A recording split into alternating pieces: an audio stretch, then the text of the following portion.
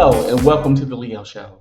I am your host, Leo Brown, and on today's show, do I have a treat for you?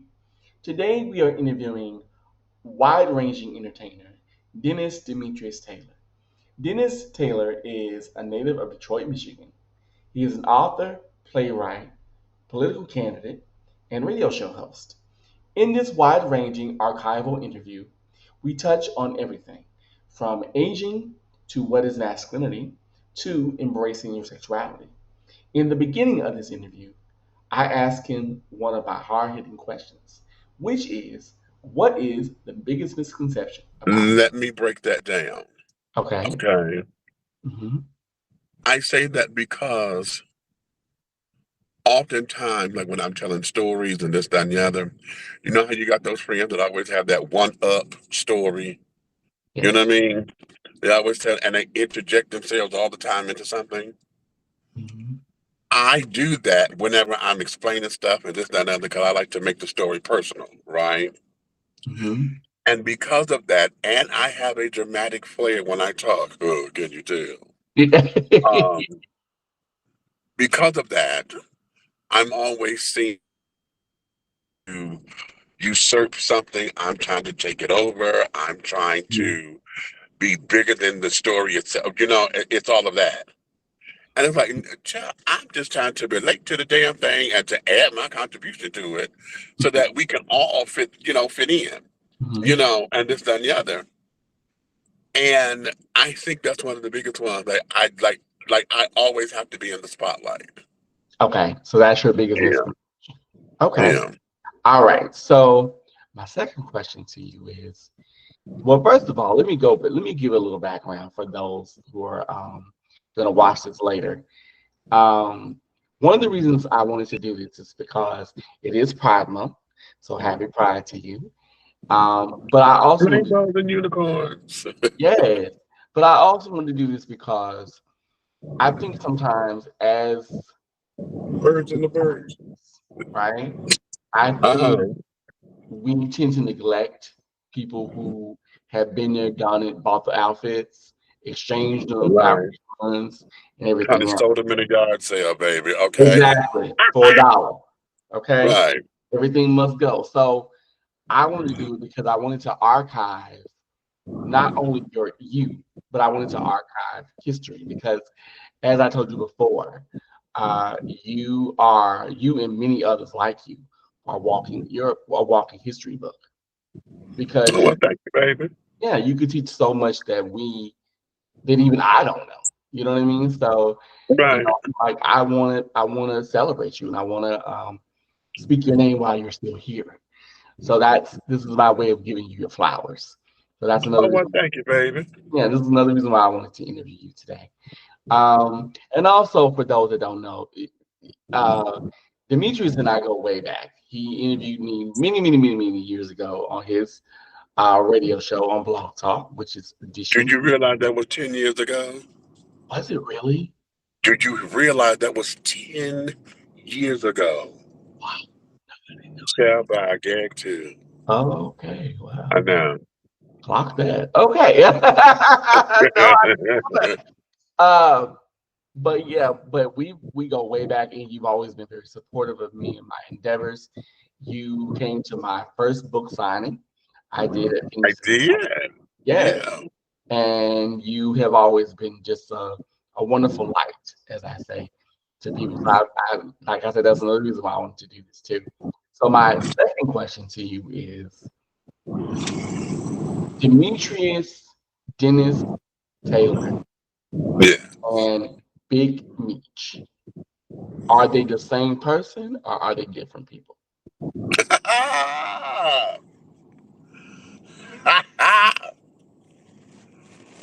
Well, at one point, they used to be different. Hmm. Okay. At one point, but I've come to merge them now because child, it was work. Hmm. It's work.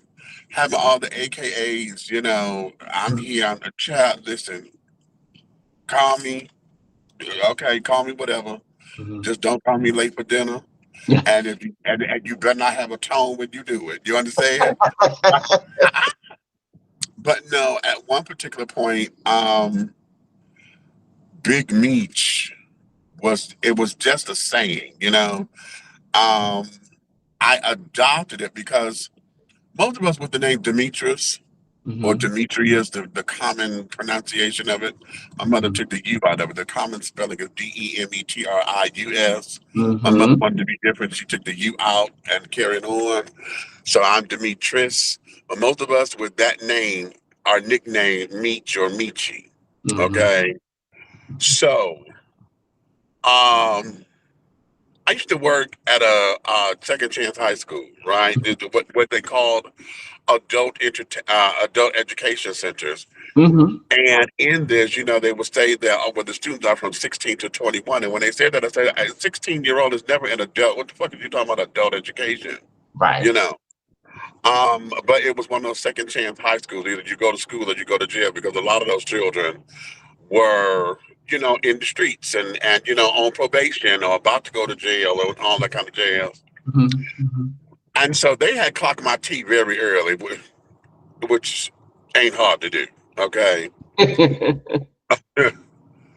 They clocked me, but I had to earn their respect. Okay. Which was real that way.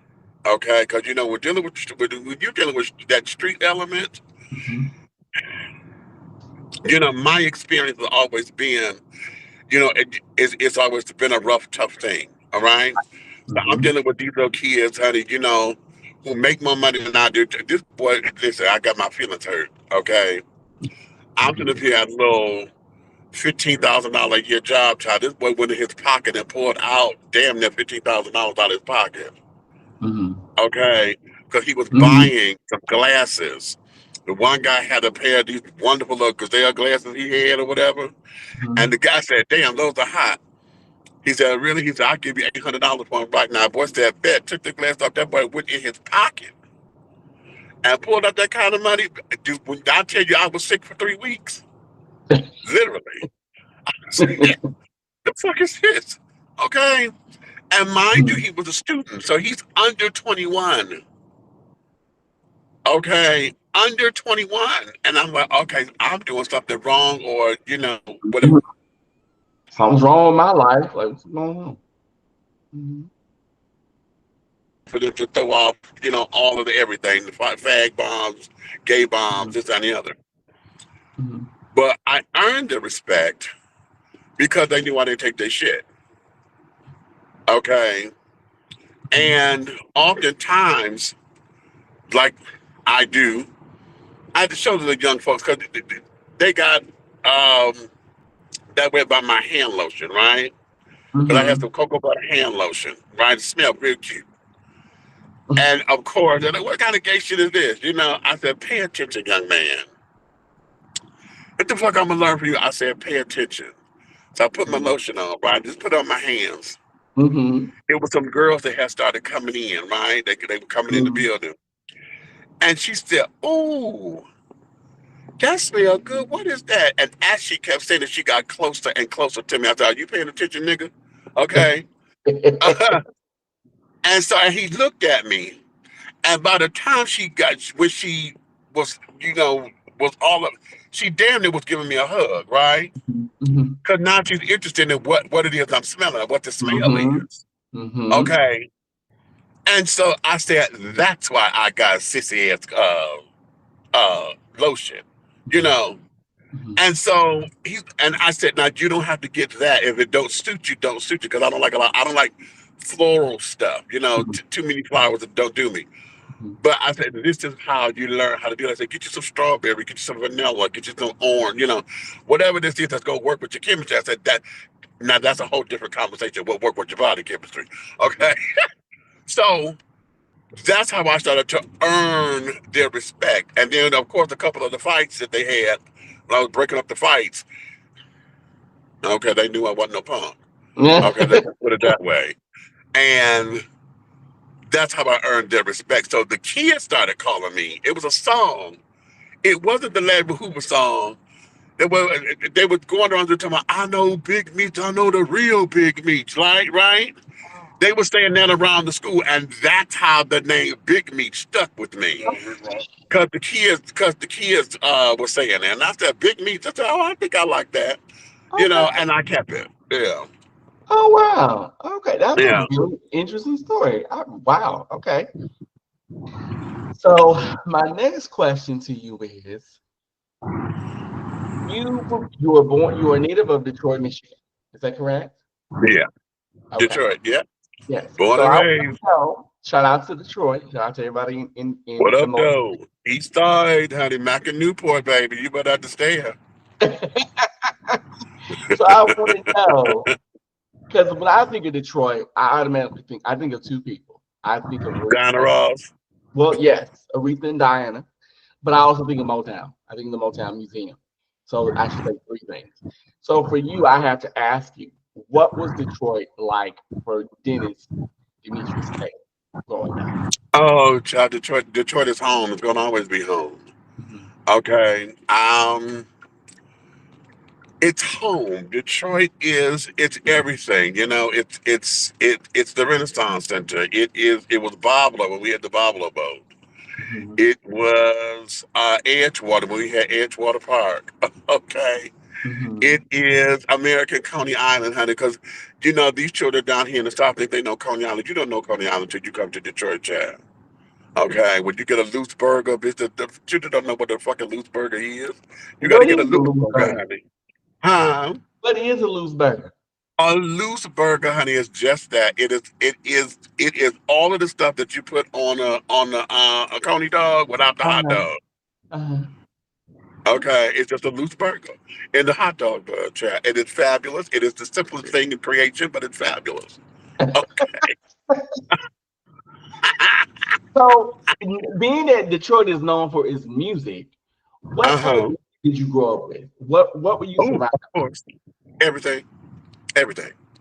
I grew up with everything, honey, because my parents were very musically inclined. with? Okay. Um, of course, just naturally Motown. Mhm, Um, and um, Aretha, mhm, naturally, you know, we got all the soul children, honey, all of the soul children. mhm, My grandmother, of course, both of my grandmothers were gospel hounds. So of course, there's Mahalia, mhm, and there's you know, uh, uh, uh, the caravans, all them children. mhm. So, but I didn't get a lot into the gospel music portion of it because my parents did go to church regularly. Okay. Okay, we did, we made those special, the special appearances, honey. But Yeah. my parents did go to church regularly. Now that's interesting because I'm a preacher's grandchild rather. Mhm, My mhm, grandfather was a minister. My dad's dad. And then of course I got other ministers on my other side of the family, but we didn't go to church regularly, so a lot of music and stuff that I had was just a little bit of everything, mhm, everything, more soul and R&B and all that, mhm. but just a little piece of everything. Okay. So I'm glad you mentioned the ministry because you have such a booming, uh, resounding voice. Uh huh. When did you know that you had this gift of authorship? Because you're a fantastic speaker. Talking is a hobby. Okay, I say that because talking is a hobby, Mhm, right? mhm, Um, my voice, I never thought that my voice was all of that. Once I started theatrically training and learning how to project on stage and all of that, that's just theater training, as far as I was concerned. But I've always had a bigger than life personality, so mhm, my dramatic flair and this, that, and the other is just me. That a lot of folks think is to put on. And mhm, the thing is that when I'm just natural, I'm like, okay, this is just me. Now, when I am being dramatic, there mhm, are moments where I know I'm coming for the gusto because mhm. I know I'm in the socket. It is then, it is then that I I go into the whole haterade thing, where folks is like, okay, this bitch is too much, Mhm, you know. It is the, and it's like, okay, I've had to learn over the years how, and I use this analogy. You bake a cake at 350. Mhm. Okay. Um. no, Um. You bet you can get 350. Mm-hmm. You bake a cake at 350, but when you in pottery, when you go into a kiln, you got to burn that clay at 1500, right? I Mm-hmm. should take pottery. Okay. Someone with a 470 area code sent a sunglasses face. So That's everything. I had to I tell myself, okay, bitch, you going up in here, you baking a cake, you're not burning clay. Okay, got Okay. So that is what I tell myself. And even now, and I'm 55 now, but even now, before if I'm going someplace that I don't know, it. Mm-hmm. I folks think I'm crazy or they think something's wrong with me. But oftentimes I come in, I can't give you me right away. Mm-hmm. Okay. I got to assess the situation and find out where I fit in first. Mm-hmm. You know? And Mm-hmm. then once I'm in, then I'm in. Okay. But Right, yeah. sometimes that may take a minute. I have to sit back and I will be, you know, Mm-hmm. all of that. So you had to feel out the environment is what I'm hearing you You say. know. Yeah. That Yeah, makes sense. I have to yeah. Because it takes people to it's yeah. Mm-hmm. So with my voice, I didn't think it was all that until folks started telling me. Mm-hmm. But again, that is theatrical training, folks liking my shows or whatever, or whatever I was doing, folks coming up to Mm-hmm. me. Um, but and that didn't really come till I was in my teenage years. Mm-hmm. Because when my voice started changing, and my mother did this to me, and I'm still mad at her. Okay, because um, I'm a singer. Mm-hmm. I'm a singer, Mm-hmm. and got another emergency for you. At the time, um, I was singing in my falsetto all the time, right? Mm-hmm. Mm-hmm. Mm-hmm. And this particular day, Patti LaBelle's "Love Needed Want" had just come out, Yes. right? Mm-hmm. And at that time, I had a girlfriend, an actual girlfriend. Okay, Mm-hmm. uh, so I this fool. If you had just seen this fool in this damn car, I had a girlfriend, and I was singing this to her, right? Mm-hmm. And so my mother, well, now we in the project, we in the Herman Garden project. Mm-hmm. Mama, she hanging out the window for whatever reason. That she really don't do that, which was odd. I'm like, what did you do, woman? Mm-hmm. She hanging out the window, and she called down. She said, "Meachy." I said, "Yes." She said, "Sing that song again." I said, "Okay." She said, She said, "Sing it like you talk." Mm-hmm. I said, "What?" She said, "Sing it like you talk." And so I did, right? And it sounded like I was talking the words. I Mm-hmm. must have rehearsed my lines 1,000 times. I said, well, Mama, that don't sound right because Patty, and I can't do it now because I have no falsetto, right? Right. And when I went back to go try to do the song again, Mm-hmm. I had nothing. Nothing would come out. And it was at that time that I think my voice needed to pop, Mm-hmm. because I was, oh, when I tell you I was hateful with Miss Essie Lorraine Taylor. I said, Mama, what did you do to my voice? What did you do to me? But Like oh Ursula, she just God, I stole was your voice. 14. I was 14, honey. I was like Miss Thing. Oh God, when I tell you I was hateful with her. Hateful, hateful, hateful, So I have now hateful. this kind of leads me into another question because you're talking about your voice and your development and just realizing the resonance and the uh, power of your voice. So I have to ask you, because as you know, like I said, it is Pride Month. So I have to ask you about your journey uh, to accepting yourself as a gay man. What was that? Oh. How did Oh, God. The journey it took to accept me that? as a gay man. Hmm. You have to understand something. First off, I am the firstborn of four. Oh, Okay. oh, you're the So eldest. I'm the eldest and I'm my daddy's first child. And I look just like this man. Okay. Hmm. So naturally, as every parent does, particularly men who have sons, Hmm. they want their sons to be a chip off the old block. Right. Right? Right. Right? Yes. Well, sweetie, everything that my daddy stood for, honey, I was just total opposite, honey. I was like, okay, daddy, this ain't making sense. Hmm. It doesn't make sense. I did not like how he talked to women. Hmm. Okay, because it was always bitch this. Oh, and the word that he used to use that just got up under my skin to this day. I can't stand this word, but I've learned how to tolerate it.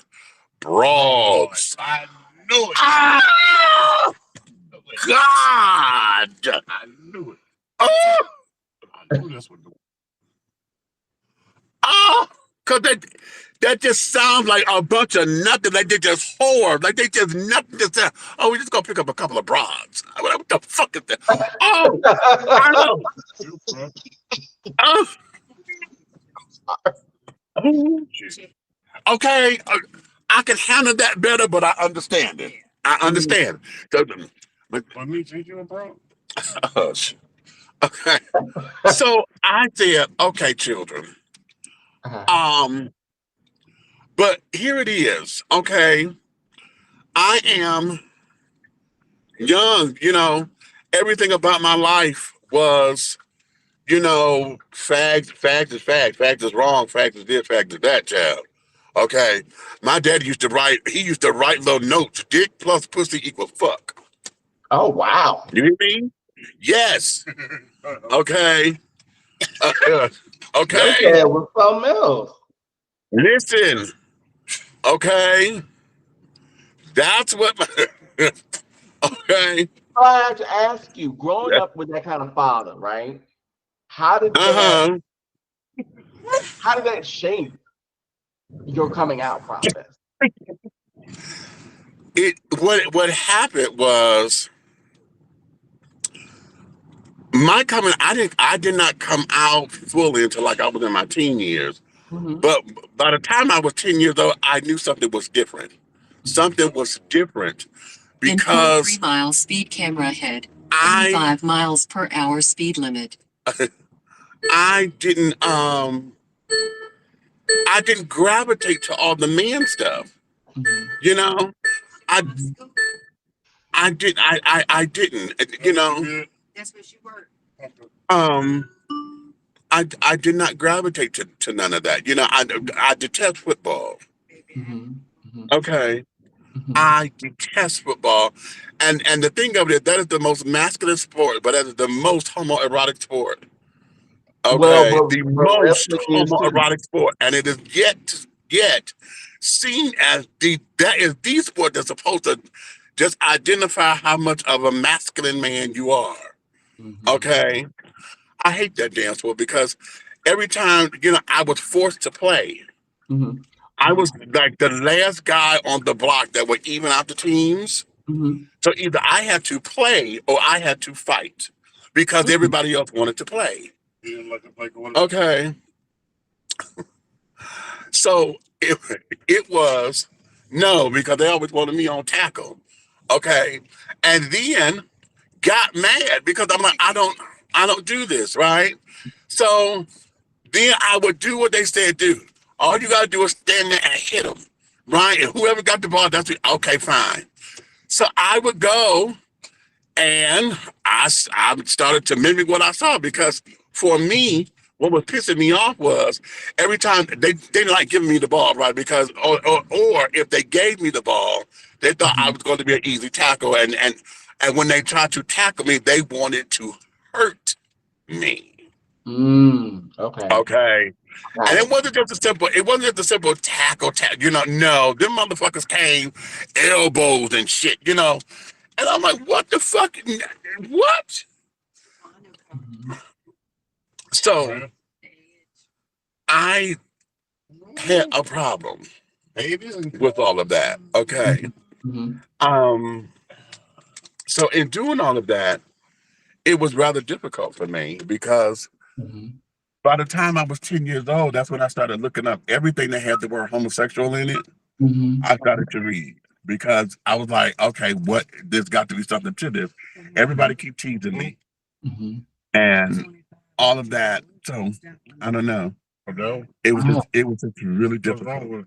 Mhm. Really, Now, really difficult. when it comes to your family, you being the eldest, I know you had a very close relationship with your mother, and I just have to ask you from when you did come out in your teens, how did your parents react to you being now in the closet to now you're being open and out? Well, I came out to my mom first, of course. Mhm. Okay. I came out to her first because I had to. Mhm. I wasn't trying to, I had to. Mhm. I was sick, Yes. very sick. Okay. Mhm. And at that time, um, it was called microplasma pneumonia. That's what I was diagnosed with. Mhm. Okay. No. All right. Goodbye. I was diagnosed with mycoplasma pneumonia. Mhm. Okay. And so Mhm. when the doctors had told us that, he come and he told me, he said, "Oh my God, you have such a rare pneumonia." Mhm. Right. Well, this is 1986. Mhm. Mhm. Okay. Yeah. And at that time, the very first movie, made for TV movie had come out about AIDS. It was called An Early Frost. Mhm.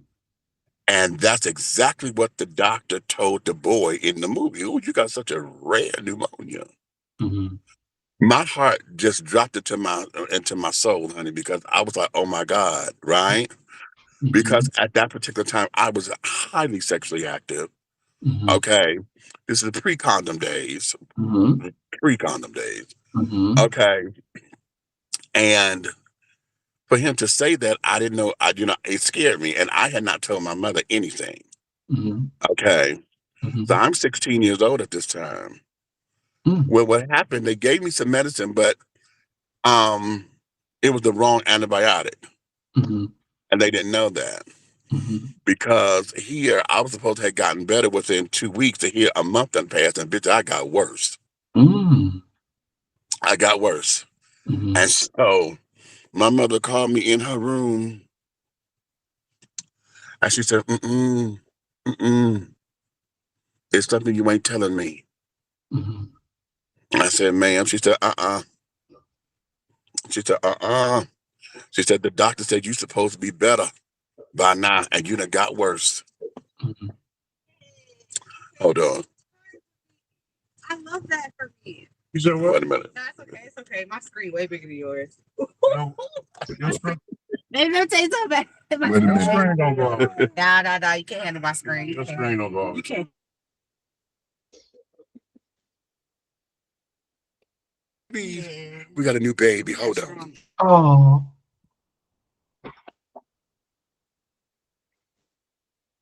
Yeah. Oh. We got to get you some. Lord have mercy. We got a bread. You know what? It's a joy to see new life come in the world. What's your name, Ali Makai. Ali Makai. Come on now. Ali, We gotta get your girlfriend so we can get the acting off your face. Oh, stop that. See that man shit. That's what this is infant.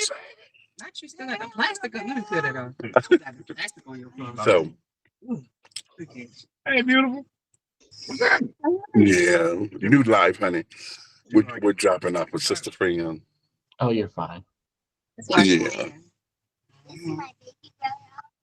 Okay. She sounded like me when my mother brought my brother home. I said, yeah. Mommy needed help before the baby got here, so I'm glad you shut up. Shut up. It's my twin. You ain't lying. I know. So, She the mama.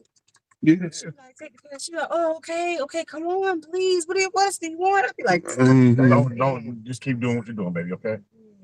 All right, you keep doing what you're doing. Ain't nothing wrong with that. I know. Look at all that hair. Look at that. You gotta love it. But Mama say, it'll be at the door. She said something you ain't telling me, honey. Choke. And I said, okay. And so then she asked me. I told her I was. She says, irritating you by not responding. Are you sexually active? I said, yes, ma'am. Okay, my darling.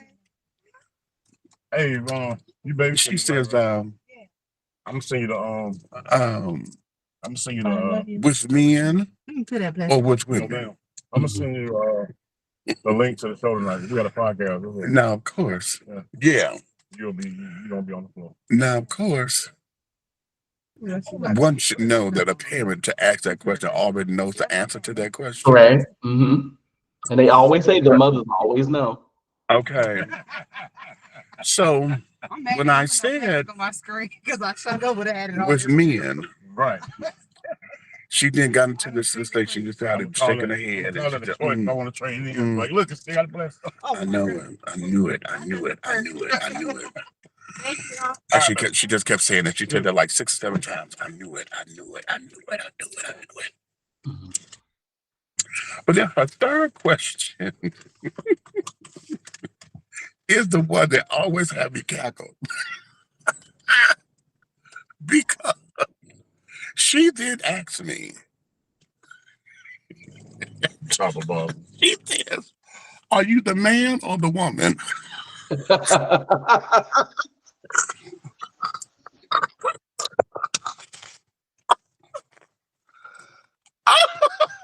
That would have been hilarious.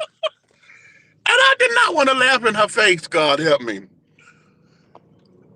But for whatever reason, and I know what it is, but I always say it this way because it's just up to conversation. For whatever reasons, parents always want to make sure that their child is the one that's still manly, okay? Right. Because, it still gives them a glimmer of hope. See, now let me put a proviso here. Because see, this is something that I teach now when I'm talking with parents, when I'm talking with other gay people and this, that, and the other. Because it's something that I had to learn over the years. Parents need time to digest everything because what has happened is a death. Yes. Okay. Everything that your parents have dreamed of about what they thought you were going to be has died at that moment. Yeah. You know what? You know what I'm saying? Yeah, because I had to, believe it or not, I had to learn that because I thought about that when I came out around the same age as you. I came out at 16.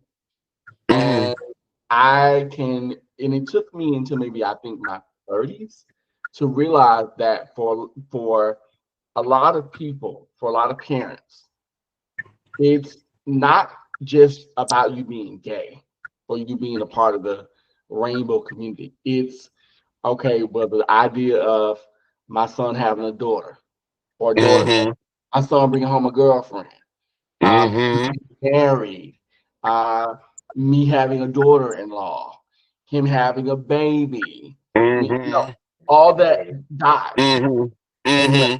So they're like, right. Yeah. In their head, based on what they know. Right. See, because they still don't understand that we can still do all of those things. Correct. Okay. But they want it done traditionally. Correct. Right. Okay. And that's what they want it done the traditional way. Correct. Because that's all that they know. And that's not bad and it's not wrong. It's just that that's all they know. The problem comes is when we try to say, well, I can do this, and then we get fucking resistance. Right. Okay, because you don't want to be in, you don't want, listen, this is my motherfucking life, please. Correct. Can I do this? Because I want to have children. Okay. If I do it unconventionally, okay, then Well, but how come I can't Mhm. have these babies? Right. Okay, so I did not fuck the bitch, honey. We did it in Right. vitro. Right. Okay, Correct. And she's still the unfortunately, baby mama. and Okay, unfortunately, a lot of, and unfortunately, a lot of, I got to interject this a little bit. Unfortunately, a lot of people, when they find the child is gay or lesbian or bi or whatever, they, right. or what have you, because I don't say whatever, but they project a lot of what they would do, you know, because a Exactly. lot Well, of because parents, that's all they know. right, Exactly. because a lot of parents see see their children as aspects of themselves. As an So extension of themselves, yeah. correct, correct, as an extension. Especially when you got your mini me's. Now let's go there because that may seem trivial, but that's very important. It If is. you got your children and they look like you, Mm-hmm. then what happens is I now get to see me in a light that I don't want to see myself in. Correct. Does that make sense? That I, makes total sense. you know, Mhm. parent, I ain't never seen myself as nothing gay or whatever. You talking about you taking it up the ass? What the fuck is that? You know, Right. and Right. and then you look like me. So nigga, you got my face on you, and you doing what? It's a whole trip. Right. Right. It's a whole Correct. trip. Correct. Correct. Okay. So I have to ask you with your mother. I love your mother's response. What you covered out. I love that. But I have to ask you this because we earlier we touched on your dad. Hmm. So what was it like? Because your dad sounded like he was something else, child. Oh, So but you know what? Let me tell you. what was it like for him? What was his reaction? I'll tell you. Okay. I told my dad 6 years later. Oh wow. Okay. Okay. Mm-hmm. I told my dad 6 years later. Okay. Mm-hmm. Um, and I told him because I had a dream Mm-hmm. that I was at a club, Mm-hmm. right? Mm-hmm. And my dad was, in fact, the club was called, it was called the gas station on the lower level, and upstairs where the black folk went was called Heaven. Okay. Mm-hmm. There was a filling station, a gas station directly across the street. Mm-hmm. And I remember this dream like it was yesterday because I remember I was standing in line getting ready to go in the club, Mm-hmm. and my dad saw me and called my name. Right now, this is all in the dream. Mm-hmm.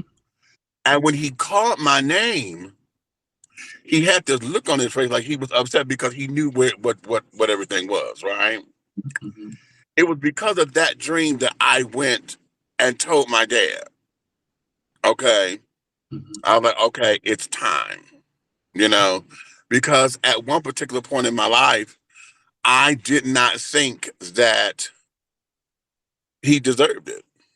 Mm-hmm. You know, I didn't feel as though he needed to know anything about it. You know, because Mm-hmm. I felt that the type of man that he was, Mm-hmm. um, hello, he didn't earn it. Hold on, Mm-hmm. he didn't earn it. You know, because as far as I was concerned, you know, you left us. You know, I mean, well, Mama left him, but I how do you spell relief? Um, Mama left him, but I always made sure that he had contact information, how to find us, you know, and this and the and the other. But my Mm-hmm. daddy never, he never did, you know, or at the times that he did, he um will say he was coming and didn't show up. You know, the whole thing that you see in the TV movies. You Mm-hmm. know, daddy promised he gonna come get the kids, don't never come get the kids, you know, got us on the porch, bags packed and everything, and here it is 10 o'clock at night, we still waiting on daddy. Daddy's a no-show. Mm-hmm. Okay. So we've gone through all of that. So 6 years later, this is now 1992, was when I told him because of that dream. And he was over at my grandmother's house, Mm-hmm. and I went upstairs and I told him, I said, Daddy, me and you need to talk. And he said, okay, son. And we sat down. And I told him, I said, listen, I said, I was not never going to tell you this because I didn't feel as though you earned this. Mm-hmm. I said, but you need to know that I'm gay. Mm-hmm. And I told him about the dream and everything. Mm-hmm. And my dad stood up there, he fucked me up, baby. Because he says, wow, son, well, thank you for having the courage to tell me. He said, but you're still my son. And bitch, when I tell you that melted me, because I came in ready. You came Okay. ready for a Like I conversation. came in ready to fight and was willing to take this ass. Like you have to understand something. You have to understand this. Okay. My daddy Punk is nowhere near equivalent to Larry Adams. Mm-hmm. Okay. You don't see a P, a U, a N, or a K nowhere near his name. You understand me? My father is a man's man for real. Mm-hmm. Okay. My father had a reputation in Detroit, Michigan on the northeast side of town, honey. You do not fuck with them Adams boys because that Larry one is crazy. Mm-hmm. Okay. Mm-hmm. And there was 10 of them. There was 10 boys and 2 girls. Okay. So I knew that this was not gonna go easy. Mm-hmm. Okay. But for my own peace of mind, I came in ready. I came in ready to take that ass whooping. Mm-hmm.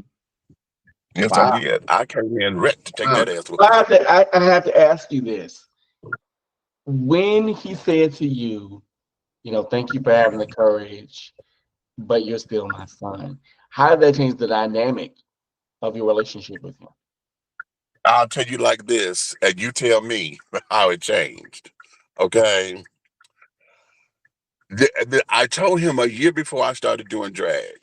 Mm-hmm. Okay. Mm-hmm. And drag is just an extension of my acting career and carrying on. Plus, it's a playful way for me to express all of this feminine energy or whatever. I get to be girly and hair and makeup and all this old bullshit or whatever, and it's fun, right? Mm-hmm. I don't want to live as a woman, even though when I was 12 years old and my titties started growing, I thought that, there was a problem. Mm-hmm. And that's what took me to therapy because I was like, okay, boys don't have titties. Why do I got titties? You Mm-hmm. know?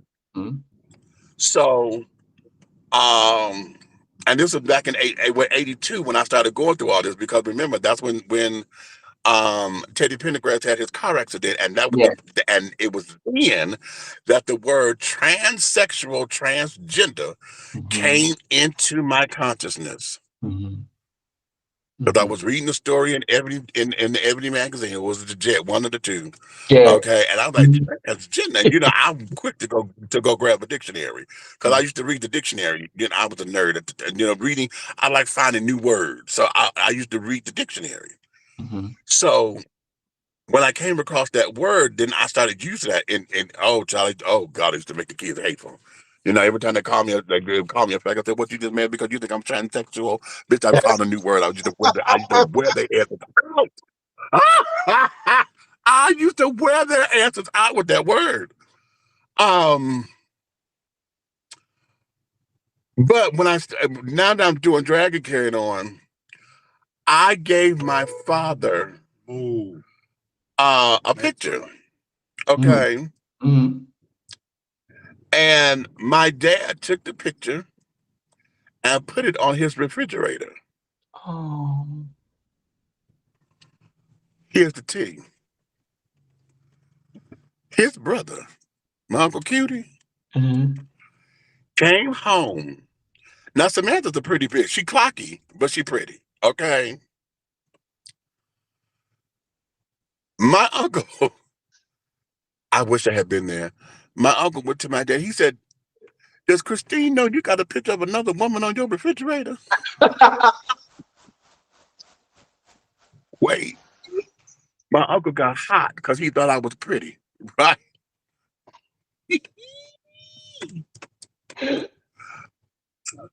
Wait. He got to ask my daddy and told him, who is she? My daddy say, man, that ain't no damn woman. That's Demetrius. I wish I have been there to hear all that China in his face break. I wanted to hear every crack. I wanted to hear that, but I wasn't there. My daddy told me the story. I said, "Are you serious?" He said, oh, and it took my uncle. I would go over there. It took him like about a month before he would look me in my face. Right? Oh, child, listen to me carefully. But that is the dynamic that came from that. Okay, Mhm. because here's something too. Prior to me telling my dad, we had a pickle squeeze because it's the same year, 92. Um, it was the way he called my name. Mhm. He called my name at that whole parental authoritative that way, Mhm. and I almost hit him. Mm. Oh, God help me. I was trying to introduce a friend of mine to him, right? Mhm. A production company I was with. And our fathers looked like they could have been brothers or cousins or whatever. Because Mhm. I said, Delton, we look like we related, okay? Because I'm looking at Mm. his dad, the way he wears his hair, he just looked like he could be one of these damn Adams boys. So I'm trying to introduce Delton to him. Mhm. My father was, in his addiction because he was, drinking and carrying on. Mm. My daddy is up here at the damn grocery store trying to hustle folks to carry their bags to their car. Mhm. Now he got on this white sweater that got mustard stains in it or whatever, and it was a bit embarrassing, but that's my dad. What do you do? Right. Right? Right. Correct. So I went in the store. Now, mind you, I knew it was him when we went because he was in the window when we rolled by. Mhm. But when I was walking up on him, he didn't look like himself to me. Mhm. Right? Mhm. And so I walked in the store. I said, Daddy, Daddy. And he turned around, he said, Son. And baby, it was as if the needle on the record just went, because everybody in the store turned around. But I was, what? I said, oh Lord. I said, Daddy, come on outside. Let me talk to you outside. And Daddy, now he got tears in his eyes a little bit. He wellowing up and he trying to hug all on me and shit. I said, Daddy, come on outside. Because now I did not want to be an even bigger spectacle because see, I'm 22 at this time. So bitch, I'm zesty. What Mhm. the kids call zesty, bitch, I'm a complete flame at this point. Right. Just Okay. fast.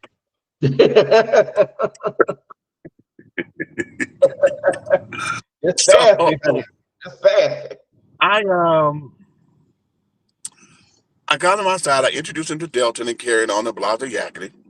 Mhm. And so we're talking and I'm telling him about, are you okay with your health? And this and I said, yeah, Daddy, I got a doctor's appointment I got to go to and this and that and the other.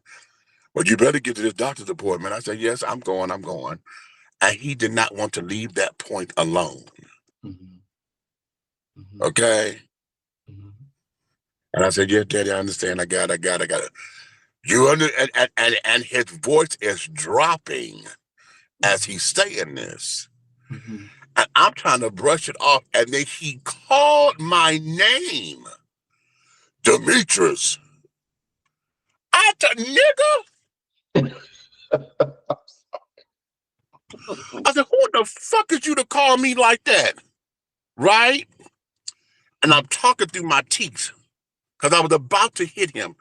And I said, come here. And I grabbed him by his arm and I kind of slung him a little bit. Mhm. And we've got to walk into the back of the alley, behind the grocery store. Mhm. And baby, when I tell you I laid into him, I laid into my daddy. Okay. But all of that was that initial hurt, that kid shit that I've been holding on to, and this, that, and that, it was all of that, right? And I'm slinging. Dope boys going through. Nigga, hit that little faggot in his goddamn face. Tell him shut the fuck up. Right? I'm dealing with all of that bullshit. Right? Mhm. The workers they were unloading the truck. Do you know them bitches took a lunch break, honey, and sat on the end of their damn truck eating their sandwiches, talking? Doing nothing. Yes, they did. Yes, the fuck they did. But that's what you were And so giving I them was a able show. to finally get all of that initial shit up out of me, right? Hmm. Because I told him I didn't ask to be here. Right. Correct. I did not ask to be here. I said, I am a result of you fucking. And I didn't ask to be here, damn it. And I certainly didn't ask to raise your goddamn kids. Oh, when I tell you, oh, whew, baby, I laid. All right? Mhm. But he also laid back. Because it couldn't be a give with no take, right? Mhm. But in my anger, I did not want to hear him. I did at that particular point, it was all about fuck you and anything you had to say. Right. You know what I'm saying? Because I'm the one that's hurt, Mhm. right? Mhm. And later, I wouldn't apologize to him because I was like that. It was selfish because I wanted to get my shit out and this, that, and the Right. other. And I'm tired of being the understanding one. See, that's it. It is such a gift to be able to see stories from all sides, right? It is such a gift. And I don't believe, we got this whole thing of it's a gift and a curse, and I'm trying to remove that from my vocabulary because Mhm. gifts are never a curse. They Right. can be inconvenient at times, but they Mhm. ain't never a I curse. love that. I love that. Because and what I say about being inconvenient is because when I want to be mad and I want to stew and I want to get it, Mhm. I don't want to be the one to have to understand your point right now. Correct. You know what I'm saying? Because see, then that means I'm giving credence to you, and I feel as though I'm putting my emotions on the back burner yet again because I'm thinking about your ass and thinking Correct. about it from your perspective yet again. You know what I'm Mhm. saying? Do Mhm. I ever get a chance to sit up there and say "fuck you"? Right. And be mad in my fuck you and hold on to my fuck you like you do when you fuck me? Well, and not only that, but I think to come to, even though that's your parent, but to come to your parent and see them as a person. Then you know what? Now that was the beautiful thing that came out of that conversation because that's when I learned a few things about my dad because he and my grandfather's relationship had been rocky forever. See? Mm-hmm. Okay. And Mm-hmm. like my dad told me then, he like basically been on the street since he was 12, Mm-hmm. you know, So and how he was always all he hustling and knew, it sounds like, was survival. He just knew. exactly, Mm-hmm. exactly. And then understanding him as a man, not wanting to be a failure because he was always told he was a failure at everything. So Mm-hmm. a lot of that machismo that I deplore, Mm-hmm. I understand his reasoning as to why he is like, Mm-hmm. because that became hell. This is all I got to survive out here. Correct. You know what Correct. I'm saying? And so the type of man that he is, now I'm gonna tell you two things that my daddy could do extremely well that I swear to God, honey, I swear to God, okay. He really needs to be on those grilling master tournaments. Mm-hmm. My daddy can, that man, Larry Adams. Oh baby, oh baby. My daddy can grill. My daddy is bad. Oh Lord God. If I have never been proud of my father, honey, my daddy is on that grill. You hear me? And my daddy can pitch some goddamn horseshoes. That man can throw some shoes. All right. That man could. Now, there's two things I know he know how to do. Well, three, because I'm here, right? I know he fucked, because Right. I'm caught him and my parents. Okay. I done have caught him and my parents, he and my mama having sex so many times, it ought to be a crime against them. Oh Lord. No, All it's a right. crime. Okay, it's a crime, honey. I should sue them, honey, for child abuse, child. So okay, so that leads me to my next question Uh-huh. about. And I love the thing that you. I love how you talk about both parents. But I have to ask you this because you just said you mentioned sex. So you have told, you've been very candid. If people Yeah. listen to your radio show, you've been very candid about your sex addiction. Yes. So, or your battle with sex addiction. So I want to Yes. know, when did that start? When did the sex addiction start? Very good question because I'm still trying to pinpoint it. Mm, I'm gonna tell you when I knew I was out of control. okay. Okay. See, one of the things about life is that regardless of your sexual orientation, Mhm. once we become sexually active individuals and beings and carrying up, baby, you ready? Um, stop calling me baby, bitch.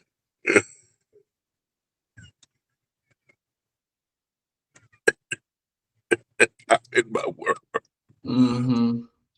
I Keep have to going. remember my gender with straight folks, child. That they get tested with that. Um,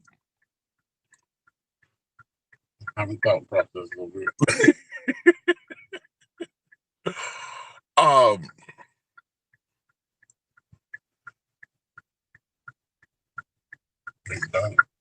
going through the notions Mm-hmm. and becoming sexually active, Mm-hmm. right? Mm-hmm. Most people don't realize they are addicted to sex Mm-hmm. because society, number one, for men, Mm-hmm. we have always said men would be men, boys would be boys. Yeah. Okay. Yep. Mm-hmm. So it's always about the conquest for us, Mm-hmm. Mm-hmm. right? Mm-hmm. Right. Um, so in my early stages or whatever, honey, I just thought I was just coming out, and because I found out what sex was, Mm-hmm. I'm just doing what we do because I was hot and bothered and carrying on, and Mm-hmm. so in order to find guys, I'm following the uh the graffiti on the walls and carrying on. So I'm going to the places that's supposed to be the hot spot. Right. The cruising spot. The cruising spots, the tea rooms, honey. Okay, the tea rooms. Okay, Mm-hmm.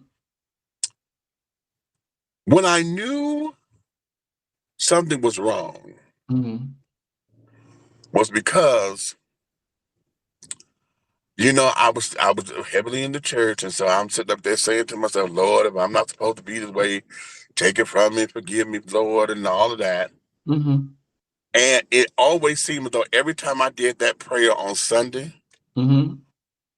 I had this uncontrollable urge to go right back to the spots on Monday. Come on, Billy Right? Holiday.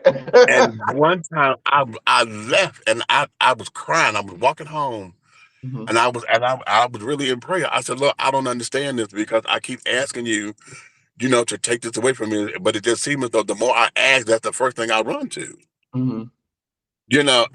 And that's when I started noticing, okay, something about this is this, right? Mm-hmm. So uh the time came where, oh, you tried that. Um this one particular time I had in church, Mm-hmm. and we stepping out on faith. Mm-hmm. And my pastor at the time came out and told me the Lord said, Mm-hmm. you got to come out of that mess, right? Mm-hmm. At the time, I was working for an adult bookstore. Oh wow. Okay. Mm-hmm.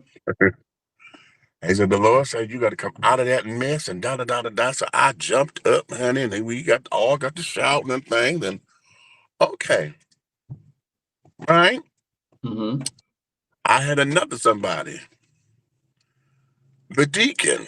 well, a pseudo deacon, because he wasn't necessarily ordained as a deacon. He was just, that was Greg. He was around the church and helping with the church. Mm-hmm. He come over to my house. He said, "God, show me your wife." I said, "Really?" And it was the girl in my prom picture, my play sister Desiree. Mm-hmm. He said, "That's your wife right there." Right? Mm-hmm. So, we step out on Faith Church.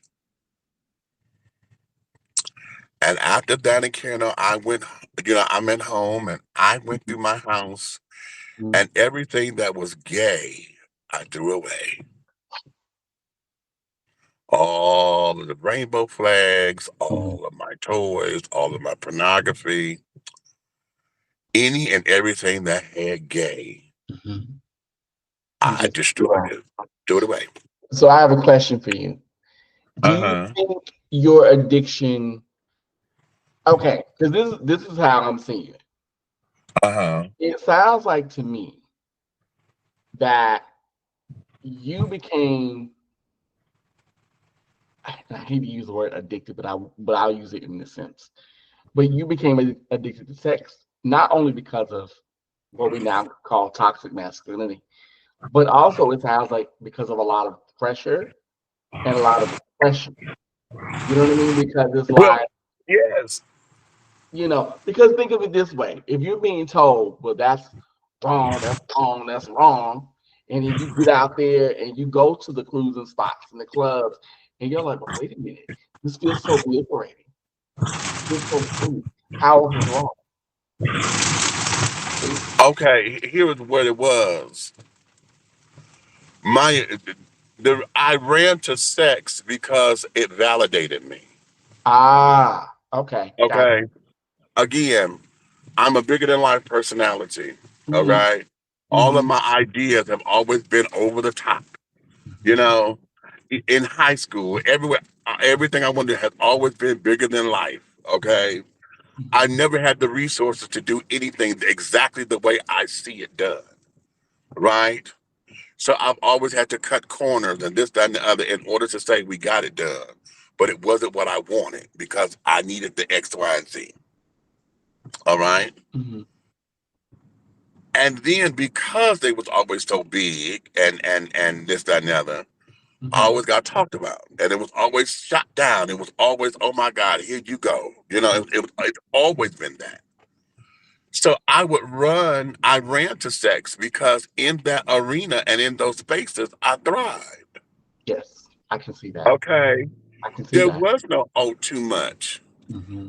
Too Okay. much is never There enough. was no, oh, you know, I've always been put in the friend categories or even Mm-hmm, trying to date or whatever, Folks mm-hmm, always see me as the friend. Oh, I'm good enough for this, but you just a friend, you know, thing. mm-hmm, mm-hmm, So at the tea rooms or whatever, it was always that for me, mm-hmm, where um um I excelled there, right? It mm-hmm, became power mm-hmm, because it wasn't just the excelling and the validation, it became power. mm-hmm, Okay. mm-hmm. Can I get a venti?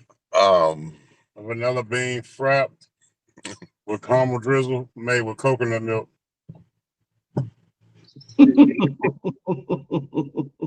And a warm banana bread. That'll be all.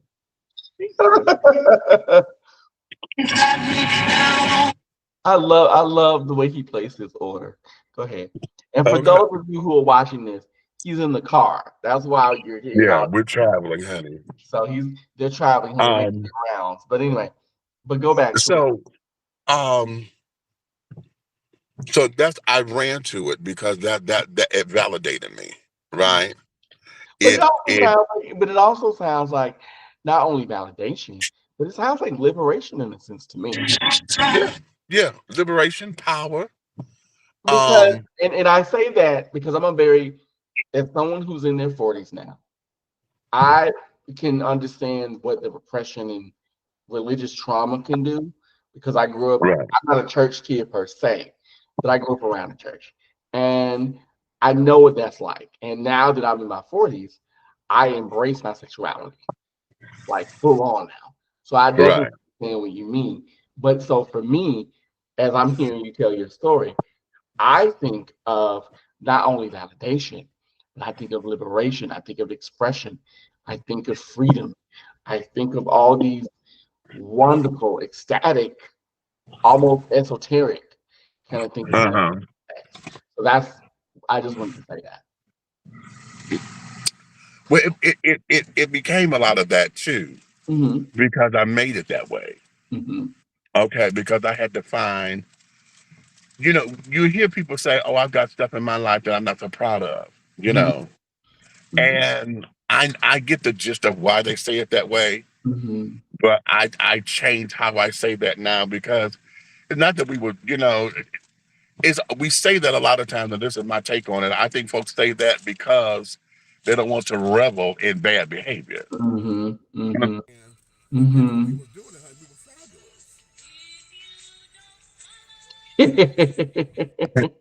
we did it There we go. for a Great. reason. We Hmm. did it because it was the thing to do or whatever. You know, Hmm. if we had a chance to do it all over again, would we do it the exact same way? Not with the knowledge that I have now. Correct. You know, however, Hmm. what I wouldn't change a thing if I had to live my life all over. Ain't that what the song say? That's it. Because then I wouldn't be who I am today. Hmm. Okay. Um. So in all of that, it became a lot of that. It became the validation. It became the liberation, because now what it was, it also gave me permission to be one of the beautiful ones. Mm. Okay. Okay. Because now, I'm gaining weight and carrying on. When I graduated high school, honey, I was 185 pounds, 6'4", 185. Okay. I am not that same 6'4", but currently I'm 360.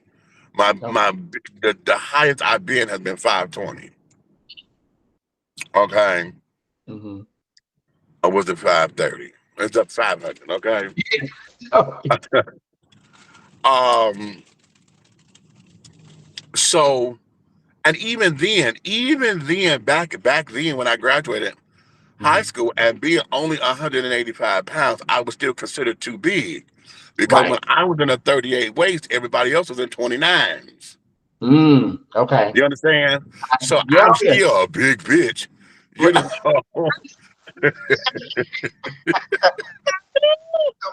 In the eyes of everybody else. Right. So, and you know how sloppy we are in Rainbow World, honey. We Yeah. don't deal well. Right. You know, You don't the deal big well with people that are of size. the Yeah. big kids, honey. We got no love, and this is pre Big Boy Pride and all that kind of stuff. Well, we had Mirth and Girth. Mirth and Oh, Girth had started, but that was a white entity. that's an interesting Okay, we got the line. mirth and girth. Okay. Yeah, Mirth and Girth became the thing, right? Uh-huh. Um, but like I say, it was a white entity, okay, Mm-hmm. and at that particular point, only black folks that were in the club, honey, were those who only dealt with white queens, the snow Mm-hmm. bunnies, as we call them. Mm-hmm. Okay, Mm-hmm. so that was something that we had to deal with there. So I mean, it was lovely to go to a Mirth and Girth meeting, and I felt like I was a size 4. Right. If So I in other walked in words, a there, place I where felt like you I are was not I was a only size 4, knowing every bit of what I'm a 24. right, Okay, and but bitch, you make me feel like I'm a 4. it Yeah. sounds like Okay. it's where you are included in celebrating. I understand that. Okay. So, over time, it became the addiction, or my acting out, in sexual practices had Mhm. become all of that. It was the liberation. It was the power in it, because child, the day I had folks fighting over who could suck my dick first, Mhm. baby, that was such an ego trip. Oh, that was such an ego I trip. love it. Oh, that was such an ego trip because I had never had that, you know. Right. And then I was like, I'm here in this space, and I get to say yay or nay. Mm-hmm. Oh, honey, the dynamics changed thoroughly. The Mm-hmm. dynamics changed thoroughly, Mm-hmm. and then it became okay. Then it started where it, you know, it was driving me, and that's where the difference between having a healthy sexual appetite versus addiction is Mm-hmm. when you are no longer in control. Mm-hmm. Okay? Mm-hmm. When you can't control it and it's running you, Mm-hmm. yes, that's a problem. Yeah. Because that child, listen, if I went 5 hours without sucking a fucking honey, there was something wrong. Mm-hmm. Yeah, Wow. yeah. I had got Okay. to that to where it was like, okay, wait a minute, you know, because now mind you, when I would leave school, because I started going to the on my own when I actually came out. Mm-hmm. Okay, I'm going to the tea rooms and stuff on my own. So I'm 16, 17, leaving school at 2:15, honey. I would not come back home until 11:30, sometimes midnight at night. Okay, because I'm out and you know running. On Mm-hmm. the weekends, you know, if I'm out and you know, we go to the clubs or this, that, and the other, or if I didn't go to the clubs or whatever, then we went to the park. So we, you know, crutting and shit in the park. Okay, Mm-hmm. and carrying on. So, you know, it was the whole that. Okay. Okay. And it was driving me. It was driving me. I was no longer driving it. It was driving me. So how did you like how did you reach out for help? Or how did you Okay. The day that find healing? when I say I threw away everything at home, and because I'm stepping out on faith and this, that, and the other, Mm-hmm. Unknown.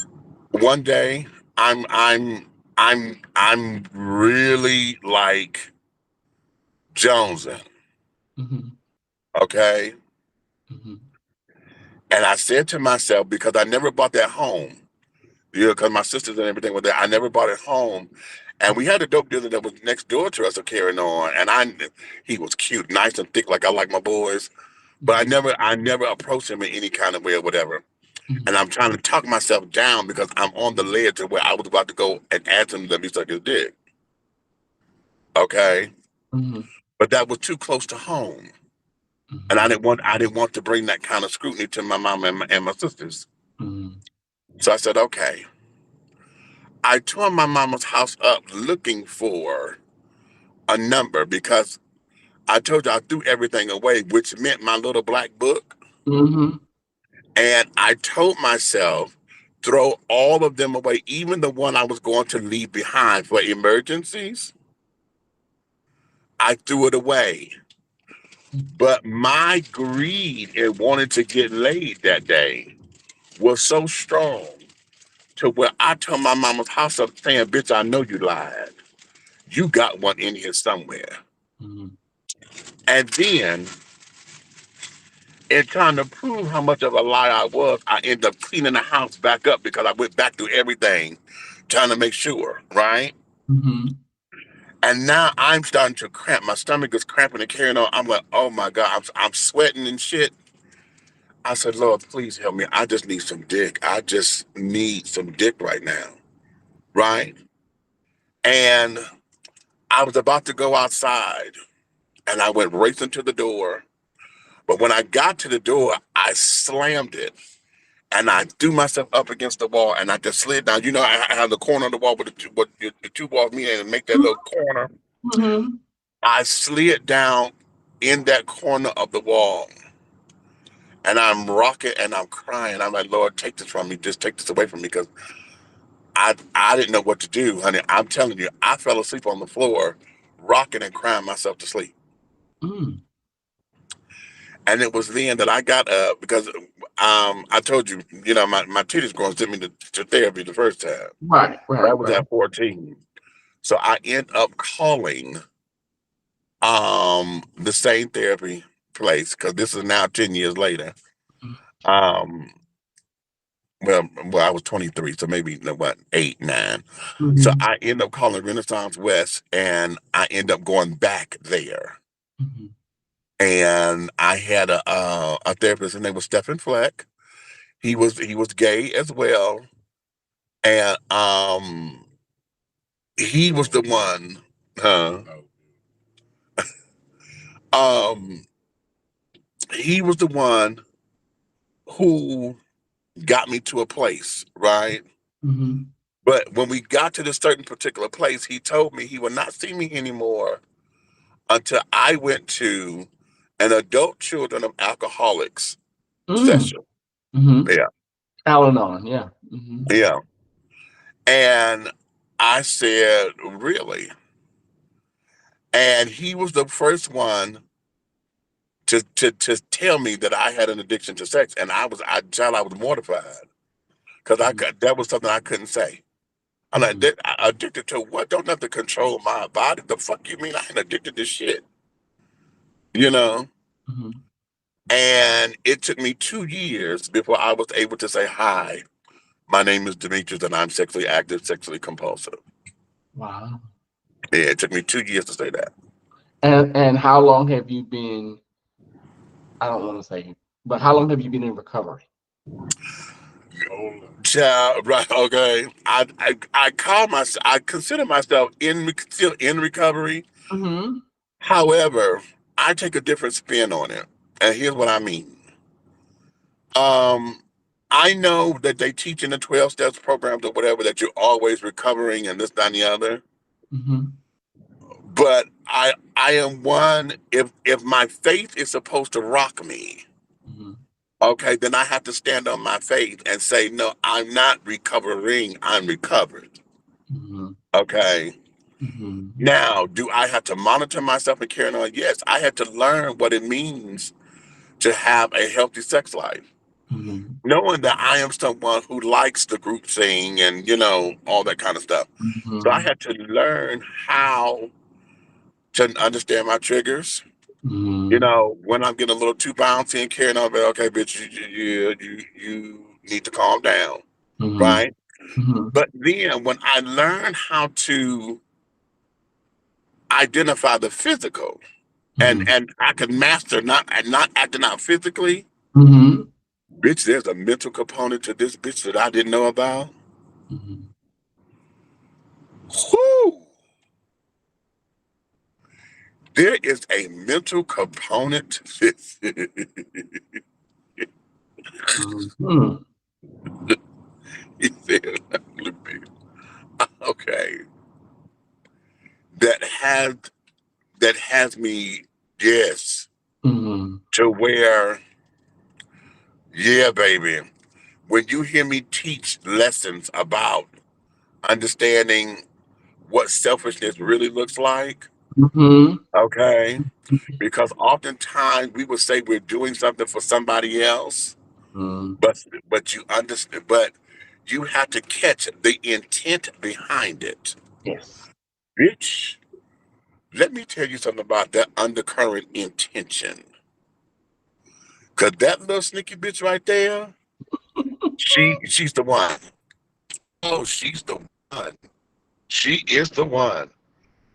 And cause she likes to play cloak and dagger. Mhm. Okay. She plays cloak and dagger because you start off with good intentions. Right? Mhm. You start off wishing everybody the best and way on carrying on. But what ends up happening is that psychologically you start to then want to, what I call buy the dress. Mhm. Okay, you buy the dress and pick out the dish pattern, and you end up picking the carpet and the drapes to make sure they match. In your head, you are doing this to get brownie points or to get kudo points. Mhm. That's going to get you closer to this dress. Mhm. Okay, Mhm. and that's when it becomes that way.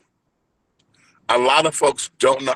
When I learned that about me, oh my God, that was one of the biggest.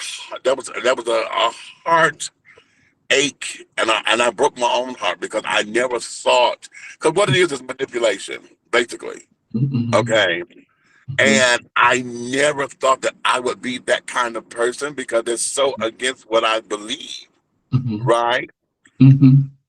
But when I saw that, oh no, you two bitch can can have this for $9.99, right? Then it had me to look, which is now when I go through and I teach lessons and I'm going through shit or whatever, I have to look at it, which is where the understanding thing, the gift of understanding, comes into play. Because I have to look at stuff from all sides, and then I have to break it down to make sure that I'm not trying to project some bullshit. Yeah. Oh Okay. yeah. So Oh yeah. now this kind of leads me, and it kind of segues into this because we're talking about sex and sex addiction and things like that. How did the AIDS crisis shape the view of sex? Coming through the AIDS crisis. Yeah, You because know, I'm. because here's the thing, and I remember the ACTA Fight AIDS commercials. I remember Yeah. he started wearing the ribbons and things, but I don't remember. But for me, it didn't affect my life until I was in high, leaving high school, going into college. Right. Oh, you said leaving high school, going into college. That's what it affected your life. Yes. Okay. Well, my generation of gay children, honey, we are first generation HIV. Yes. Okay, and dealing with the catastrophe of it. So we are first generation when folks got it, they were gone in 2 weeks and all that kind of jazz, and everybody was dropping like flies. Which is why when I got sick in school, hell, I thought I done became a red ribbon. Okay. Um, but what has happened is that even though we were all worried about it and carrying on, I had to learn how not to live in fear because, and I know that sounds very cliche, but I was that just became what it was. You know, I stopped living in fear like that because it was paralyzing everybody. You know, you were scared to do any and everything, child. It was like, oh my God, go watch.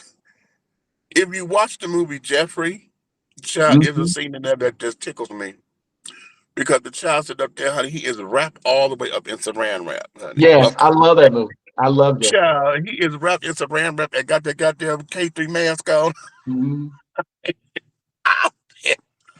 Okay, all for the sake of saying I'm trying to protect myself, Right. right? And so I had to learn how to come out of that fear, and part of that became every 6 months, child, I go get HIV test. I do that to this day. Every 6 months, honey, I go take an HIV test. It's clockwork for me. It's clockwork. And if I'm going somewhere where there's going to be lascivious behavior, i.e., big boy pride or whatever, I take a test before I go, and I take a test a month when I return. Okay. After I return, because now that everything is so progressive nowadays, you have to um um wait 25 days. If you think you've been exposed, you Oh, wait 25 days before you take a test. see, I didn't know that. Okay, thank Okay. you. Yeah. Thank you for educating me and our viewers out here. Thank you. Yeah. And now that the drugs are so where they are now, it's lovely because those who are positive or whatever and on a wonderful regime, and they are duly taking the medicine, they cannot spread it, Okay. right? Yep. But you have to be on your regime, Mm-hmm. right? So there still comes the trust factor. I know what you tell me, but Mm-hmm. in this life, honey, I treat everybody. Everybody got it until proven guilty. Well, there you go. You know what I'm saying? Everybody has it. So that's how I address it. You Mm-hmm. know, everybody got it. Okay, so that You leads know, to I'm gonna switch subjects a little bit. And I love the fact that you touched on that because like I said, one of the reasons why I wanted to interview you was because I love learning about what gay life was like before AIDS. You know, Yeah. because I was born in '81, so I don't. So for Well, you me, caught the tail end. When yes, you were a kid, so no, you didn't catch the tail end. You were born right when everything was changing because correct, HIV became a thing in '82. right. Okay. Mm-hmm. Mm-hmm. You were now later saying he was killed. Mm-hmm. I can't stand him. Anyway, but yeah, but no, I I but remember it you know, though. because I He didn't said, really. wait, he said, you annihilators. He was Skittles. Right, but they listen. I mean, but it's true because uh, that's why I wanted to interview you because I think it's important to pass on the knowledge. And you know that in African American traditions, that's how Right. a lot of stuff gets passed on is through oral tradition. And it's like that whole saying of we losing recipes. So I'm like, Yeah. I God, don't want yes. recipes. I want to keep them. So that's another reason why I'm doing this. But I have to say this. I want to segue into this for just a moment. Um, so I have to ask you, Yeah. you started doing drag. Uh-huh. How did Samantha Stevens' divinity come into your life? Samantha Stevens divinity. She started off as just Samantha Stevens, okay? Mhm. Um, she came because I'm a bit well, the name comes from Bewitched for those who don't know. Yes. I'm a Bewitched fan, okay? So that's where I took the name from. But Child. prior to me getting Mhm. okay, prior to me getting up and face or whatever, my little crew, we called ourselves, we were the Bewitched Society, Mhm. right? So Okay. I was Samantha, of course.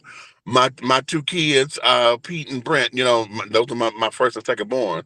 Mhm. They were my Tabitha and Adam. Mhm. Okay. My sister David in Toledo was my Serena. Okay. Then we had Daryl, who's passed on now. He was Uncle Arthur. Okay. My ex, my ex, we called that heifer Aunt Clara. Okay. So that's what we built. We doing the thing that way, right? Mhm. Well, Samantha came about because I had got blacklisted in Detroit for half a second as an actor. I Oh. wasn't getting any audition letters and carrying on, and I'm trying to wonder what was going on. And I had the need to be on stage, Mhm. and I was like, I cannot be not without a stage. Mhm. And so, prior to me understanding what was going on, I ran into my cousin at one of the bars. And running into her, I found out she was Miss Peaches LaFleur. Okay, I've been watching this heifer for a lot of minute, and didn't know it was her. Mhm. So so Peaches, I started working backstage with her, right? With, Mhm. with and then I started to meet all the girls and this, that, and the other. And so I had just got bit by the bug. Was like, I'm going to do this because I just need to be on stage. Mhm. And so my very first time up in drag was for the Miss Amateur Gigi's contest. It was one of the main show bars in Detroit, Mhm. and that was back in 1993. Yes, Wow. January. No, I'm sorry, not January. It's June 5th, 1993, which means I didn't even celebrate Samantha's anniversary this year since we are in June. Yeah. Okay. But usually I have a show on that day, and what I usually do on that day is I go back and I do the very first song I've ever did in drag. But Mhm. I just did it recently, so I don't have to do it. And my Mhm. very first song was I did the live version of "Is There the Shame," Patty LaBelle from the Look to the Rainbow tour. Yes. That's my first drag song in full Wow. makeup. Yeah. So I used to do that on my anniversary. And so that's how she came to be because Mhm. I needed an extension of my acting career because I couldn't get on stage. Mhm. Okay, that makes sense. Now I have to ask you, when you're Samantha Stevens, what is your favorite number to perform aside from Pat? Well, I do Patty, Patty, that's my mama.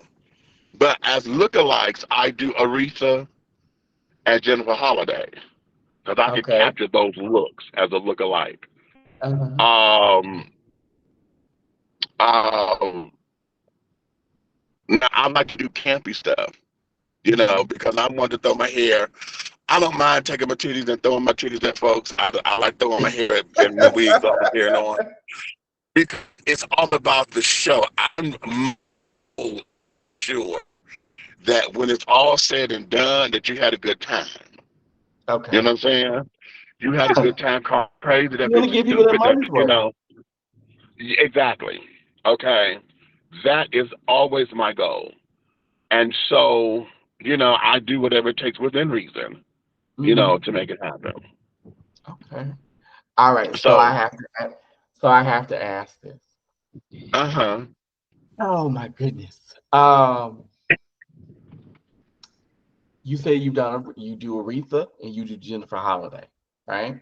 Uh, So I have to ask you, has either one of those women, have either one of them seen you as Samantha Stevens? yes, both. Really? Really? Both. Yes. Yes. What was that Yes. like? Let me tell you how good God is. Let me tell you. My friend Martin was one of Aretha's nurses. Mm-hmm. Okay. Mm-hmm. Marvin had been telling Aretha about me, right? Mm-hmm. So he called me. He said, Demetrius? I said, yes. He said, honey. He said, do you have any pictures ready? I said, pictures what? He said, do you have any pictures ready of you in face as Aretha? I said, yeah. He says, well, the queen is asking to see you. What? He said, yeah, the queen wants to see your pictures. So could you mail them to me, please? Bitch, I overnighted them pictures. I overnighted them pictures. You hear me? So I'm ready to get approval, right? I'm ready to get stamp approval. I got it. I got the stamp of approval. She said, oh, okay. Like that, right? Well, Mm-hmm. here's what Shay came. I said, Marvin, what did she say? He said, well, I asked her if she wanted to keep the pictures. And she said, why do I need to keep the pictures, honey? I am the queen, honey. She's trying to be me. Oh, all right.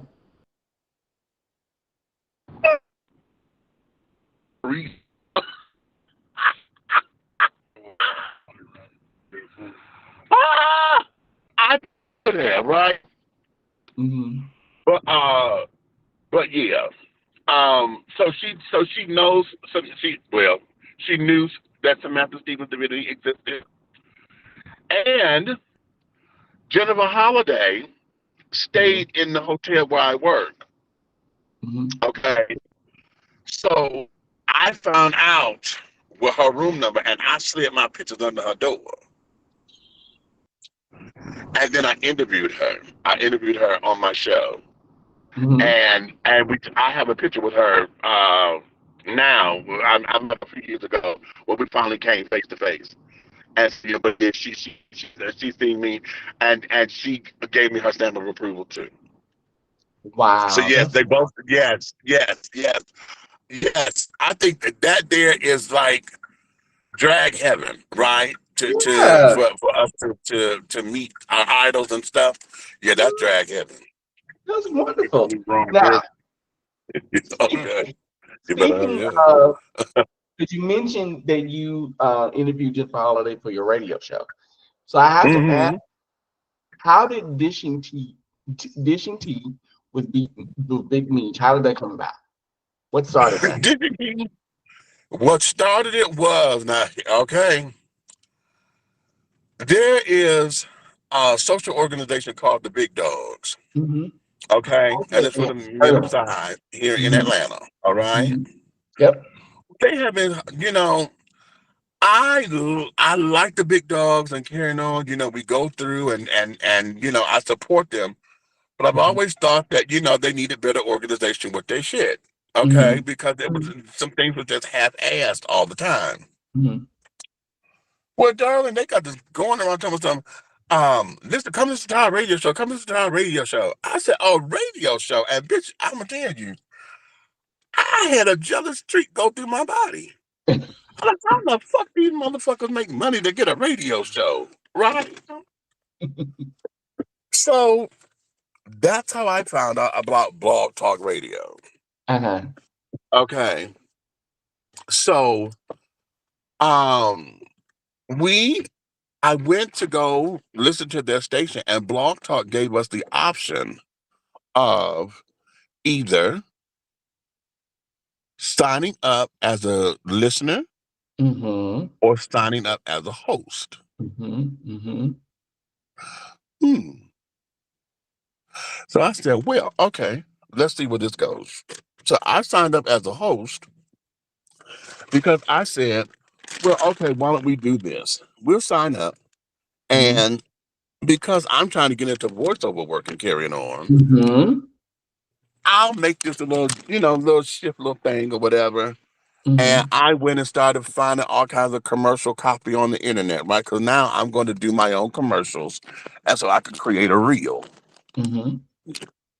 Well, what started happening was I got to asking celebrities to come on the show. Mhm. And of course, I started with my friends, okay? Y'all Mhm. know I went to high school with Nikki Gilbert from Brownstone, okay? I didn't know that. Nikki Gilbert Daniels, yeah, we all come from Cody High School. Mhm. So and we're all from so the names I'm going to tell you we're all from the same drama class. We were thick as thieves. Nikki Gilbert Daniels from Brownstone, Mhm. Jesse Peck, who is now the bass singer for the Spinners, Wow. and Dwayne Barnes. Now, most of y'all know him famously as the crackhead from Minister Society. Yes. Okay. We also had a girl, her name is Travion Davenport. She Mhm. became a publicist. Okay, so she's a publicist to the stars. She's also part of us. Okay. Mhm. So I'm calling these folks, because I'm like, okay, these are friends or whatever, they'll come because we have swore ourselves to be La Trope des Arts for life. That's the name of our high school group, La Trope des Arts. Mhm. So we have made a vow anytime anybody is doing any projects that we can work, we're Mhm. gonna do it. Mhm. So that's what we did. So that's how it started. I got them to come on. And so then all of a sudden, Mhm. bigger celebrities started coming, you know, Mhm. just off of an invitation of saying, hey, um, would you mind coming on my show? You Mhm. know? Mhm. So all of a sudden, the show is starting to take off. Mhm. I'm like, oh my God, when I got Sarah Dash to come on. The late great Okay. Dash, for those who don't know, of LaBelle. Yeah, that's my that's my sister TT. Okay. My Mhm. big sister Auntie. Mhm. When she said yes, Stephanie Mills said yes. Yes. Okay. Mhm. This is how I knew that um I was onto something. Mhm. All right. And here we are. In fact, next month, this is already June. Next month, we'll be 16 years old. Congratulations. Yeah.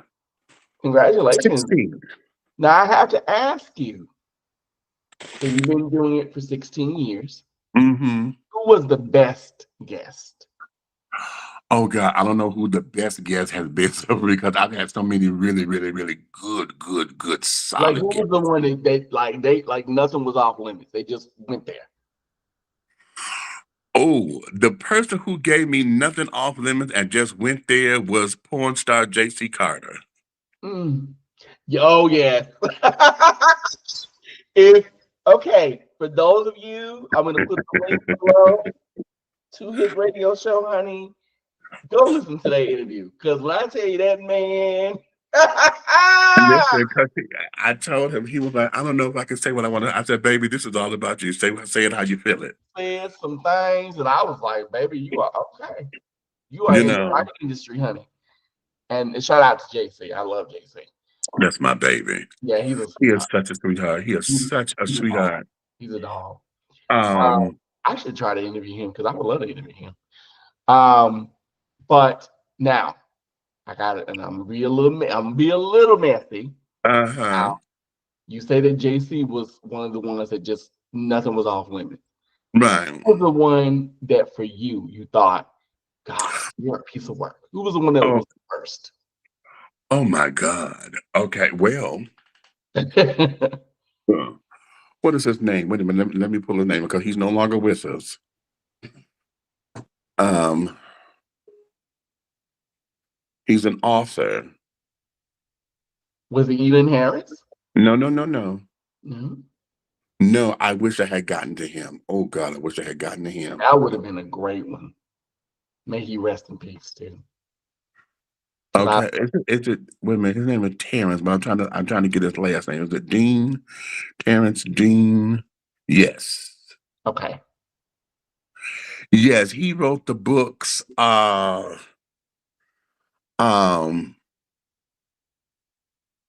Wait a minute. I didn't realize he was from Detroit. I forgot he said that. Yeah, hiding in hip hop. Oh, I remember that book. Okay. Yeah, and How? he had another book. Mhm. And yeah, I had him to come on. I went to his book signing, Mhm. and we took pictures and all that. And I wanted him to come on because I wanted to talk about the show. I mean, his book and this, that, and the third. Mhm. And just come on the show wanted to give me fever. Now, when you say fever, I know what that means.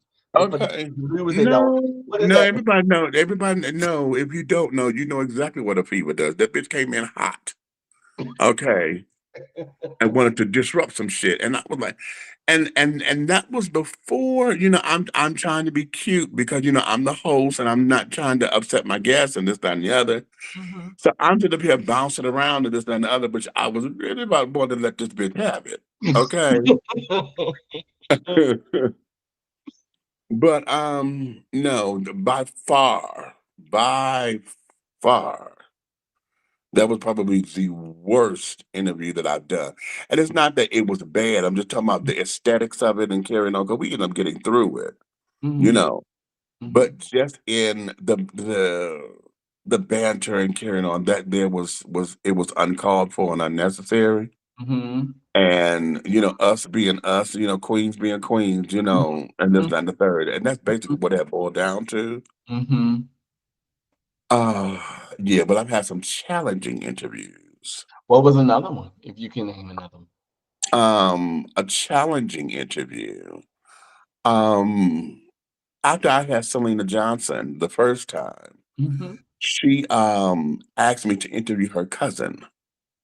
Okay, and her cousin, I can't think of his name right now. He had wrote a book um called From Homosexuality to the Pulpit, right? Mhm. Because he's one of these children who say he's been delivered and now he's Mhm. on fire for God and he's a preacher now and blah blah blah. Mhm. Mhm. Mhm. And I named that show, and folks are trying to give me fever about that. Tell me something. I named the show I'm Godly Gay, He's Not Gay for God. Okay.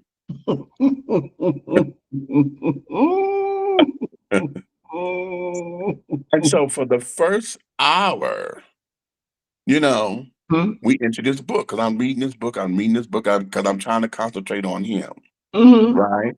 Mhm. And his story, because this is about his story. Correct. Mhm.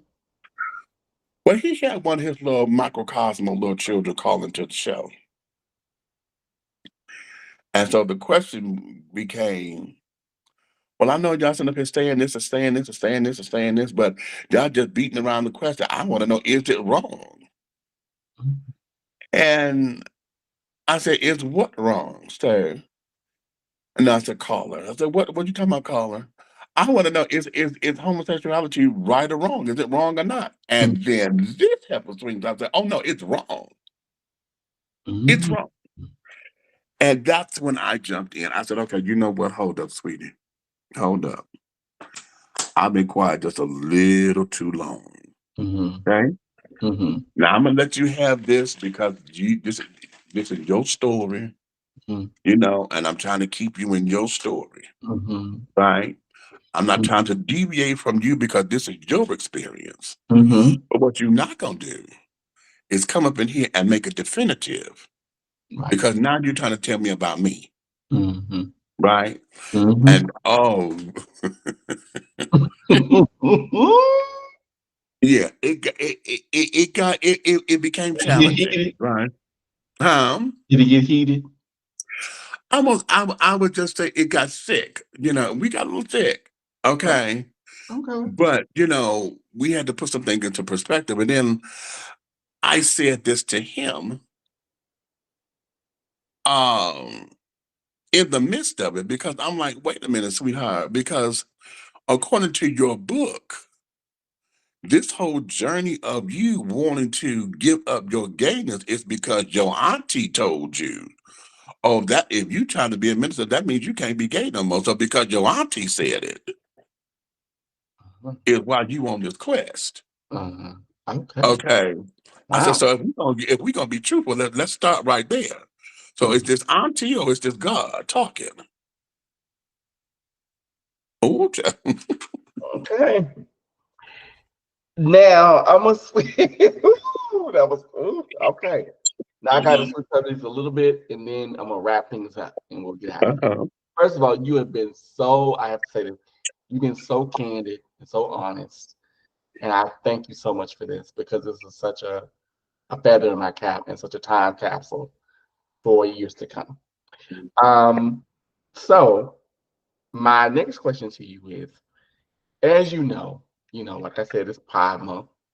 And I don't care I don't care how you identify, whether you are a mask in the gay community, whether you're a mask for mask, Bush Queen, whatever you identify as. I think every gay man has a diva that Right. they admire. So hmm I have to ask you, because my diva, I have so many, but one of my favorite divas is Diana Ross. Right. And it will be a sad day when she leaves this planet. We're not gonna do that. We're not gonna do that. No, Mm-mm. I know, I'm just saying. But uh, I know that your diva, who, as to quote another Detroit person, Gallery's Patricia Early, uh, Yes. yes, said for her diva was Ethel Waters. Uh-huh. She said Ethel Waters just touched her in her soul. I hmm know that your diva is Patty or Patricia Louise Holt, hmm so also known as Patty LaBelle. So I wanted to know from your mouth, why Patty LaBelle? Why Patricia? What is it about Patricia Louise Holt that touches your innards? And then okay. Oh God, that she is a force of nature, and I had to go because I used to say Patty LaBelle and Stephanie Mills in the same breath because I consider them to be mother and daughter. Mm-hmm. Okay, Mm-hmm. and um, they have shaped me in a way that is unparalleled. And of course, Ross is up there as well, but Patty has always been this unstoppable force of nature that has been ordained by God. Mm-hmm. Okay.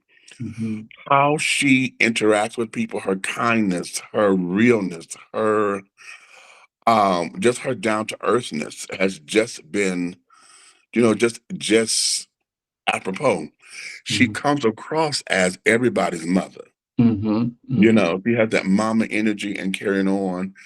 And in a lot of ways, I see a lot of myself in her, Mm-hmm. you know, Mm-hmm. in that.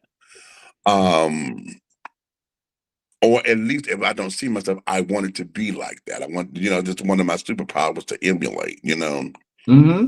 Um, Have you ever done Patty in drag? yes. Okay. Oh, honey, have I? Yes.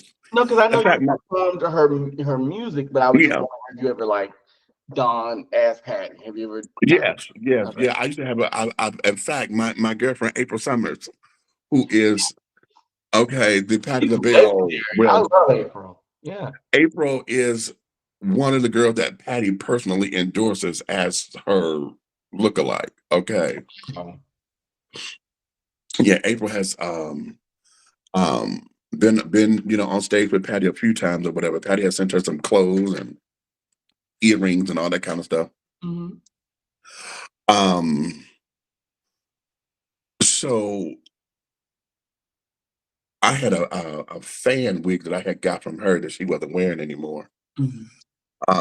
So I said, okay, but I'm Patty has always been an underdog. Hmm.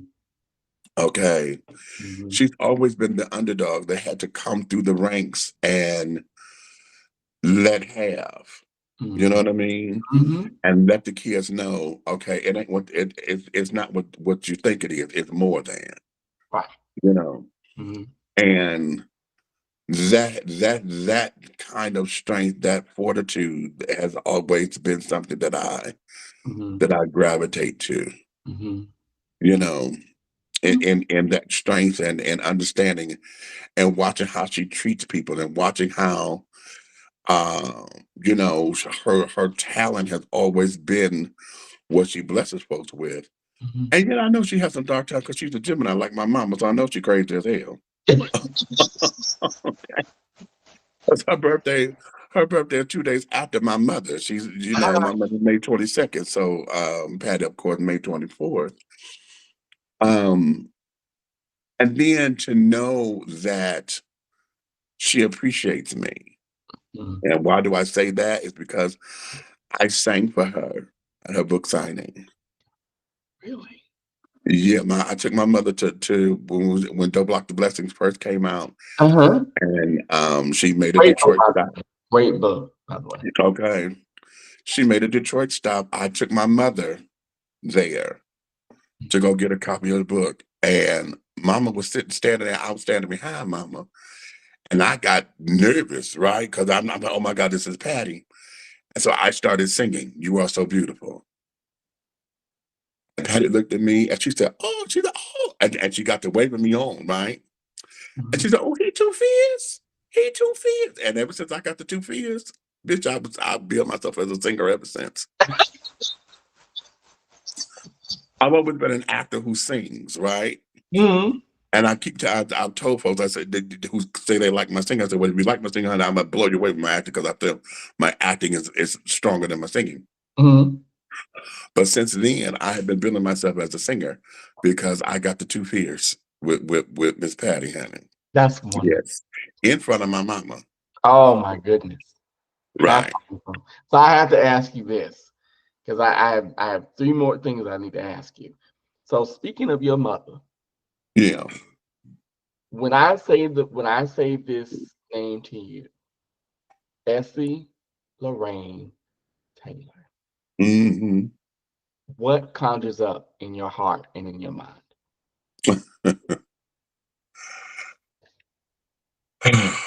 Life itself, just life. Mhm. My mother,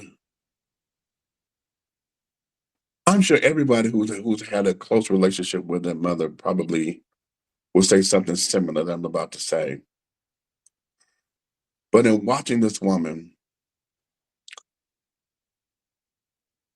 have to go from what she knew as a businesswoman Mhm.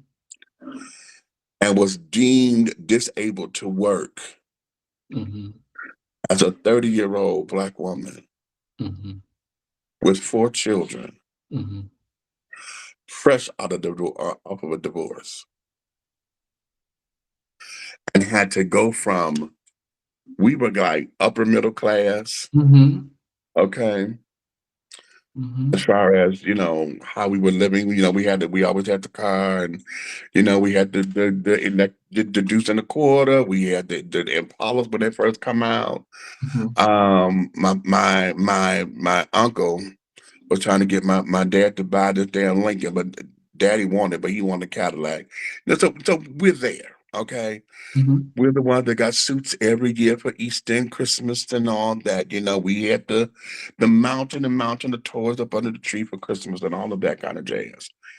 And we went from that to having to go to the soup kitchens because we didn't have enough food. Mm-hmm. You know, Mm-hmm. having to get the Goodwill boxes because Mm-hmm. there was no money for toys. Mm-hmm. You know what I'm saying? Mm-hmm. Oh yeah. Yeah. Powder milk and the peanut butter in the can. And, oh yeah. Mm. Oh yeah. And the government cheese Yeah. The that makes government the best fees. Now you damn. want to hear something? Catch this. Wait a minute, catch this. Because when the government cheese and the food commodity program first started, we used to get it then Oh as a wow. working family. Oh We okay. got it then. Yes. Oh, honey, we used to get it all the time. Because what happened was Mama was pregnant with my Mm, sisters. So they was giving her all them canned milk and this, that, and the other, but then it came everything else, right? okay. Mm-hmm. But at the time, it wasn't just a poor person's program. This was a food program because they were trying to drive nutrition. Right. Okay. Okay, they're making sure you have better nutrition for your family and this, that, and other, which is Mm-hmm. why on the cans and stuff, you had to make sure that you eat something from all four major food groups. Mm-hmm. And they would Mm-hmm. teach you how to design a meal and all this, that, and the third. But then it became to where now the only people who qualified for it were those who were poor or Right. on government assistance, getting some kind of food stamps or whatever, you know. Mm-hmm. So we, went from having no wants to now wanting everything, Mm-hmm. you know. And Mm-hmm. as a 30-year-old woman with four children and Mm-hmm. fresh off a divorce, Mm-hmm. I can I watched how she had to rebuild her life, Mm-hmm. you know. Mm-hmm. I watched how having to overcome the hurdles, Mm-hmm. not being able to do this, shit, we had our water turned off once, Mm. you know. Been there, Hell, yeah. the refrigerator broke. It didn't have the money to get a refrigerator, so we had a van in the back of the yard, child, during the winter times. Honey, we kept everything out in the van because it had to stay cold. Mm-hmm. But it was so cold to where we had to go get it the day before because it was frozen. So we had to take everything. Okay. So, yeah. So Mm-hmm. Oh yeah. I in dealing definitely. with all of that, you know, again, me being the firstborn, see, I'm the one who helped my mother raise my siblings, Mm-hmm. you Yeah, because know, the so firstborns usually are the second mothers of the family. yeah, you Mm-hmm. know, so it became that. So when I think of my mother and when I think of, you know, my mother inspired me to go back to school. My mother went back to school before me. Okay. I'm a high school graduate, but I didn't finish my college education. Mm-hmm. Okay. Mm-hmm. And my mother went back to become, she was going for child education because she wanted to work at a nursery. And Oh, also, she went to be a drug counselor wow. down at Wayne County Community College. Yes, she did, honey. My mother was in school. And wow, that inspired me to go back. Mm-hmm. And that's how I went back to Your Wayne mother, to it sounds like WC3. your mother was a great source of inspiration for you and motivation. Oh, honey, my mother, like I said, life, honey. I look like I now as there was a point in my life when I was a kid, I looked exactly like my daddy. Mm-hmm. As I got older and during my teens and stuff, I started looking exactly like my mama. Mm-hmm. Now I'm kind of like a cute little crossbreed between the two of them. But as I'm aging, I'm seeing more of my dad come out of me Mm-hmm. again. Mm-hmm. Mm-hmm. And I'm well, his style what came from my mama because listen, my mother dressed us, honey. Okay, and that's how I learned fashion and clothes by watching my mother.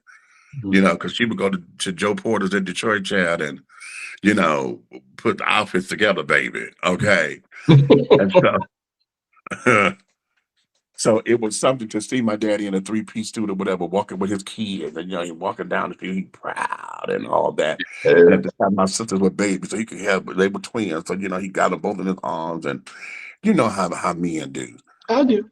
And that was my dad's pride and joy, but he looked good, but we get that from my mother. So when I think about Esther Lorraine, honey, it's just life. Hmm. I love that. So now this leads to, I know you are a mother of a house. Mm-hmm. So for those of us that don't know, like, of course, some of us, we know poles and stuff. Right. So how did you become a mother of a house? How did that come about? Oh, child. Okay. What happened? My first, I became a mother because my high school friend came out to me. Mhm, All right. But I mhm, was already, and the reason why I'm the mother is because I was already out and about and in the streets and in the clubs and this, that, and the other. Most of my kids, well, at least my first set of kids, that are older than me mhm, because they didn't come out until later, mhm, right? So I took them up under my wing, and that's where the whole mother thing comes because now I get to show y'all the ropes, mhm, you know, who to mhm, fuck with, who not to fuck with, or whatever. Mind your, it became all of that. mhm. Um, Now my firstborn, honey, that was my guinea pig for real. Okay, for real. Because when I tell you, Pete put me, oh my God, that boy put me through changes, child. It was ridiculous. Mhm, Okay, but him having his heart on his shoulders and on the sleeve and carrying on, not understanding this, not understanding that, and all the back and forth and this, that, and the other. Um, yeah. Now my second baby, Brent. Brent was that child, honey, that was angelic in front of his parents, but was hellion in the street because he had a secret life. mhm, My ass called myself gonna take this boy. I'm taking my children out to the club, right? We going to Todd's. mhm, I said, okay, baby. He said, well, and then I said, when we going to Todd's and this and that. So they play house music, blah blah, because I didn't know he. Baby, we got out the goddamn car. We go up to the fucking door. Why is it that everybody know that? Brent, hey, baby, and I turned to look up there, bitch.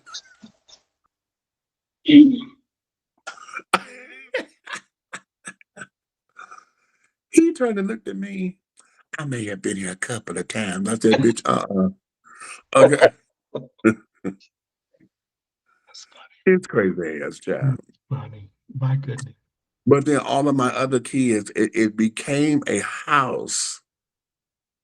Um, the name Divinity came later because we wasn't just a house. Mhm, In the beginning, I was just a mother. I'm a mother, mhm, and these are my children. mhm, But the house of divinity came when my best friend and I moved in together, mhm, and it basically became a ministry for us mm, because we were in a two-bedroom basement apartment, honey, mhm, and we had 8 other people in that apartment with us.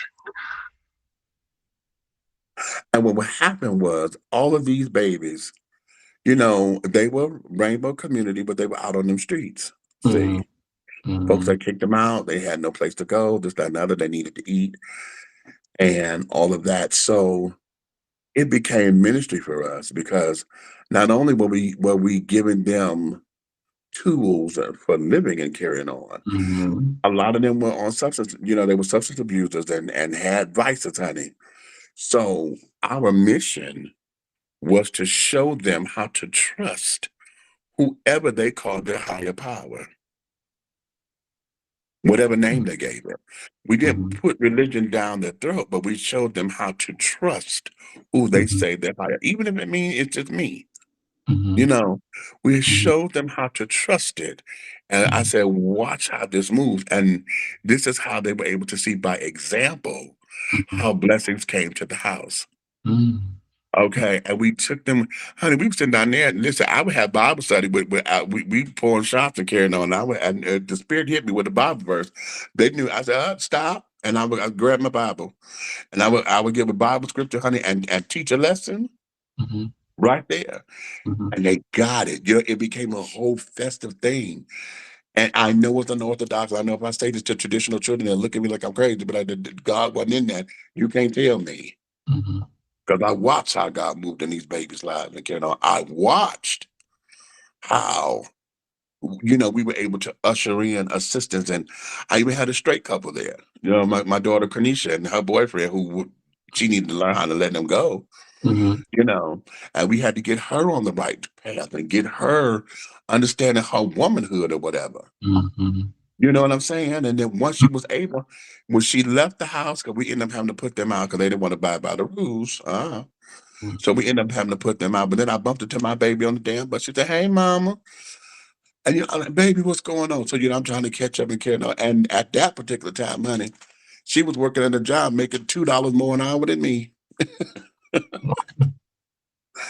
And Wow. I said, now that's how it's supposed to be. This is how it's supposed to be. You always want the children to do better than the parents. Yes. And so I was very proud of her. I said, "Oh, girl, you looking good. You smelling good. You got yourself together." She said, "Yeah, mom, yes, ma'am." Because she said, "Mama, on yes, ma'am." She said, "Yes, ma'am. You know, I got me a place and this, that, that. No, I'm not seeing nobody right now." I said, "You better not be." You know, she said, "No, I hear you. I'm going to take time to get myself together because I just got the job and I'm Mhm. trying to stack my money." And I'm like, "Okay, good. Work your plan." So the lessons were there. They were applying them. You know, Mhm. and yeah, so that there was those are some of my wonderful spiritual achievements. Even my club nights. Um, I had a club night called Wacky Wild and Wonderful Wednesdays. It was a drag show night, Mhm. but that was brought about out of ministry because I wanted the street girls to have some place to go Mhm. so that the police would start riding down on them, Mm. right? Mhm. So when I was able to get a yes and had a club night, we built that club night. We started off with nothing, honey, and we built that club night, Mhm. and we were able to get the girls off the streets. They were able to do business in a better way because the Johns that was coming in the club. So they Mhm. come in having a cocktail or whatever, blah blah blah, and it became like I'm picking somebody up at the bar versus I'm out here on the stroll. Right. You Correct. know what I'm saying? And it became that way. We had this one particular cat, honey. He was on the verge of suicide. He would come in and he would just get shit faced drunk Mhm. because he was just at his wits end. And honey, one day we formed a prayer circle at the bar. I said, and I called it. I snapped my finger. I said, "Hey, yeah." Everybody went and joined hands, and we went to a prayer circle in that bar for that baby. I said, "No, you got to understand that this is bigger than you, honey. And we here to love on you. If you can't love yourself, honey, accept the love that we giving you right now. Let that start somewhere. Accept it, baby, because you worth it."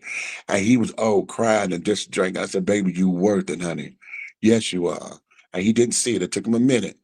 But when he got it, Mhm. glory to God. So can't nobody tell me what God can't do. Yeah. Mhm. Ain't nobody.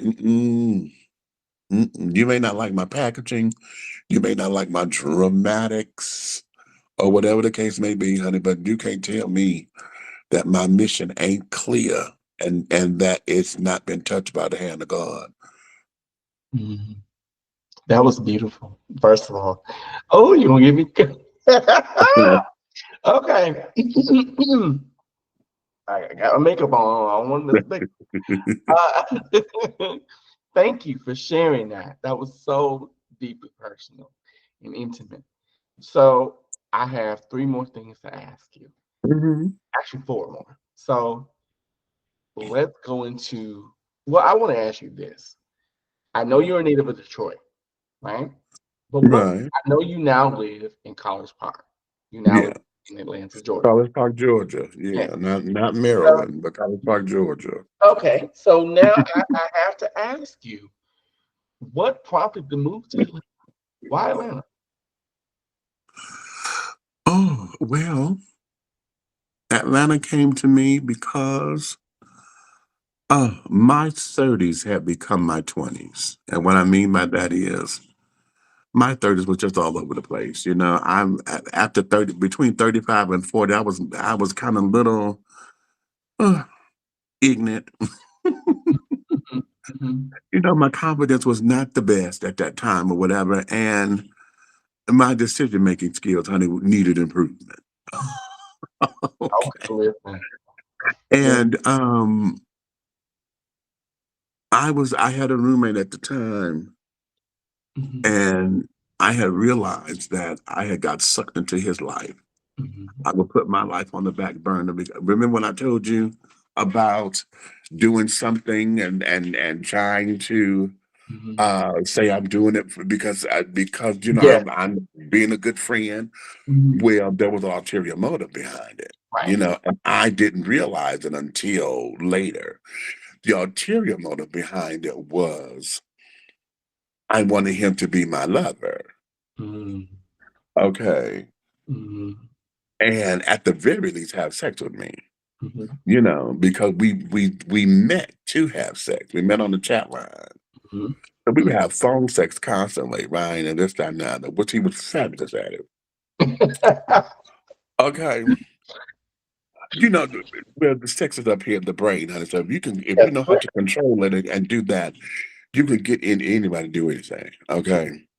Mhm, Um, so what ended up happening with us was he had decided that he wanted to have friends. He said, I don't have any friends in my life that I haven't had sex with. mhm, Okay.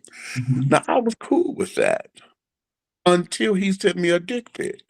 mhm, Right. You sent me a dick pic after making this declaration. Okay. So mhm. then it became the challenge of going after something that became the one that got away. Okay. You know, Mhm. Wait a minute, you good?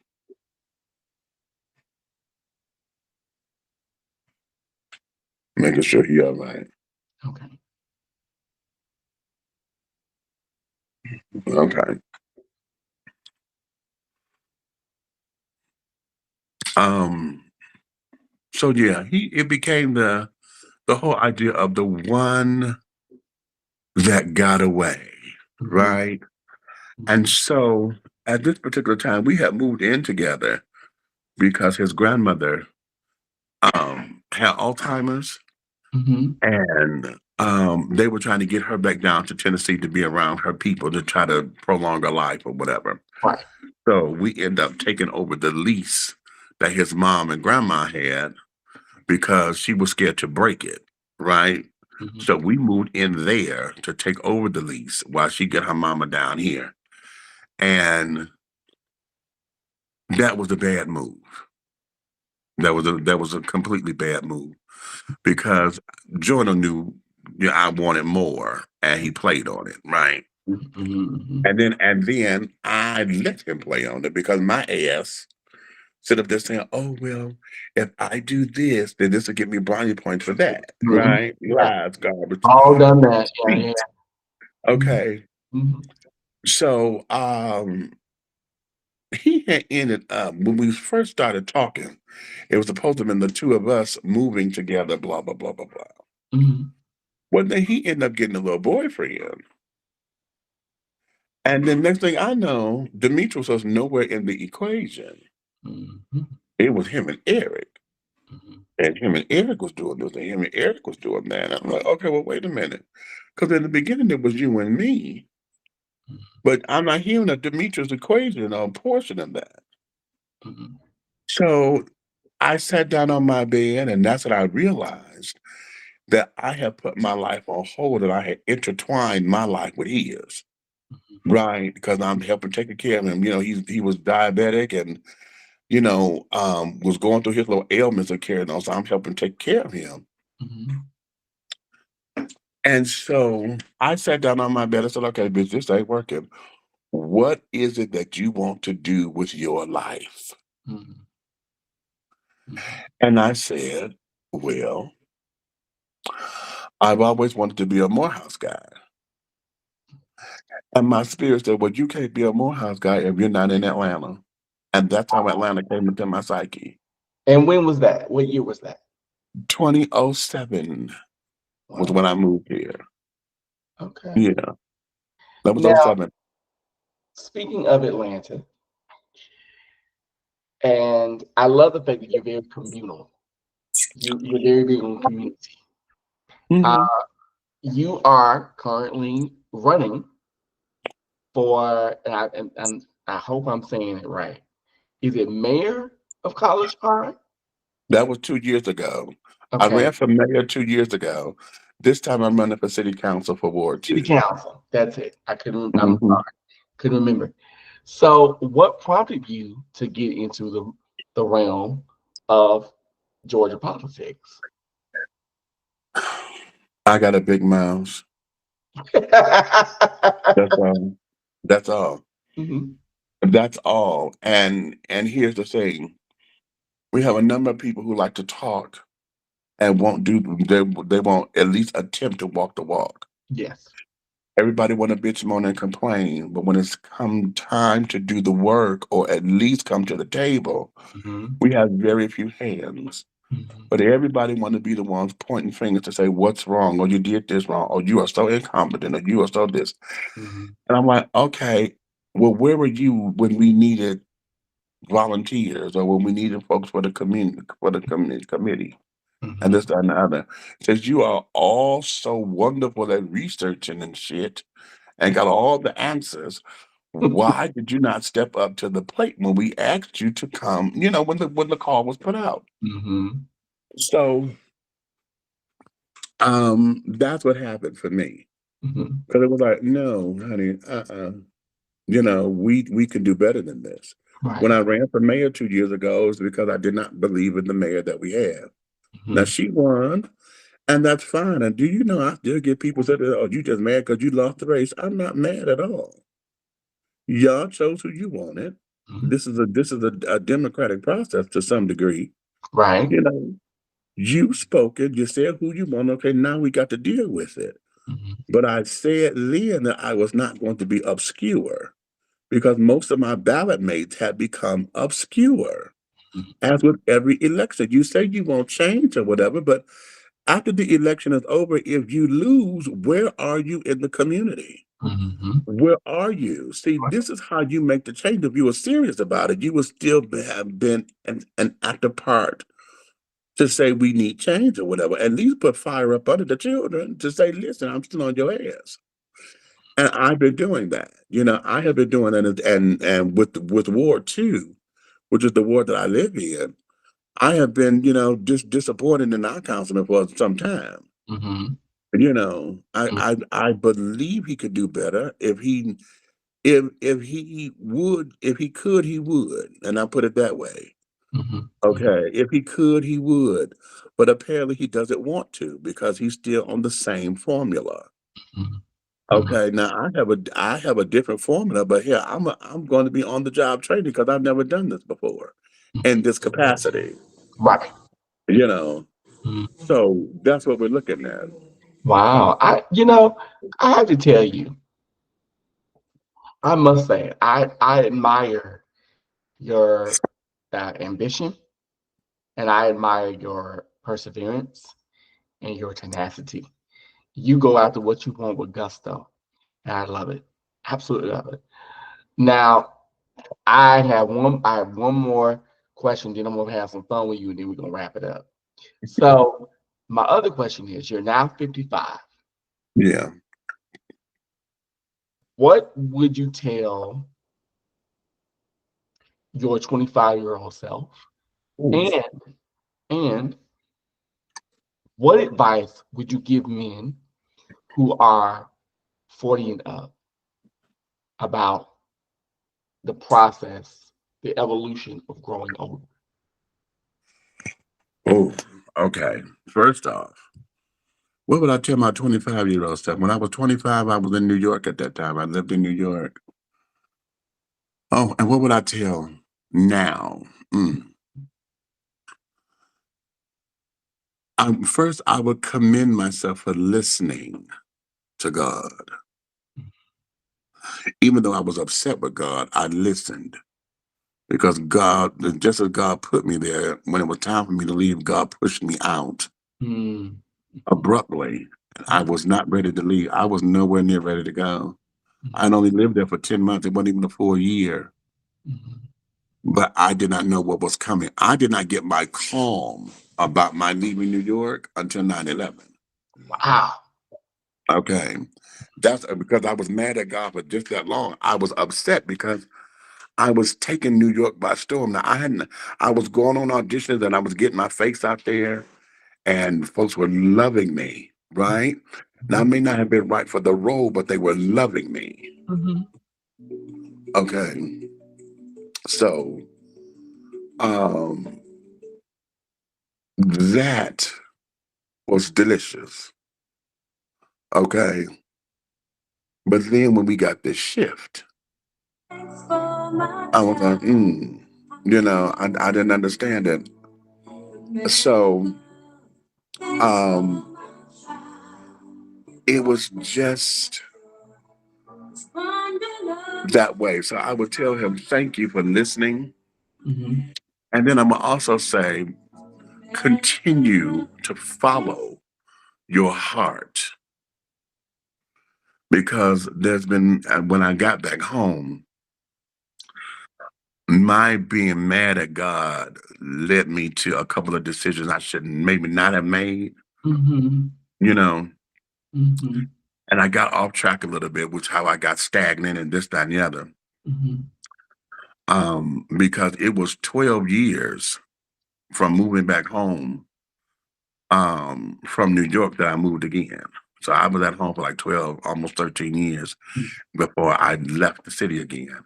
Mhm. So, and it was, and I left because I said it was time for me to do me, because I had got back into that whole Detroit rut and being in everybody's business, trying to solve everybody else's problems. And, that whole nurture thing Mhm. that I've come accustomed to, That's it. it was real easy to get back into and put me Mhm. aside, you know. So I would tell that 25-year-old, stay on point. Mhm. Stay on point. Mhm. Realize that it's okay to your to-do list, honey. It's just that it's a to-do list. Whatever don't get done, put at the top of the next list for tomorrow. And then go from there and then add to the list that you can do. Get something done for you. Always have you on the list. Even if it's just, make sure you get in the shower, make sure you take care of yourself to say you've done something for you, Mhm. you know. I love. To my 40 and up crowd, Mhm.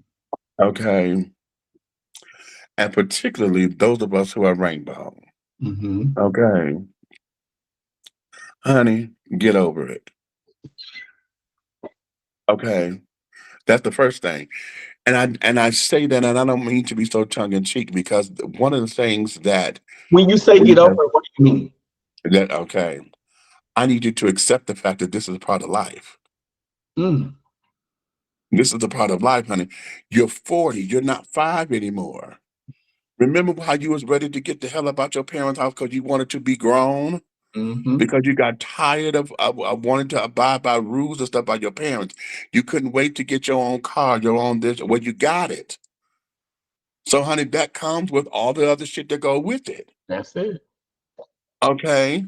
So you're Mhm. gonna have to get over that and accept the fact that this is what it is. Accept the fact that our culture, rainbow culture, is superficial as fuck. No, it does not cater to the old fogies.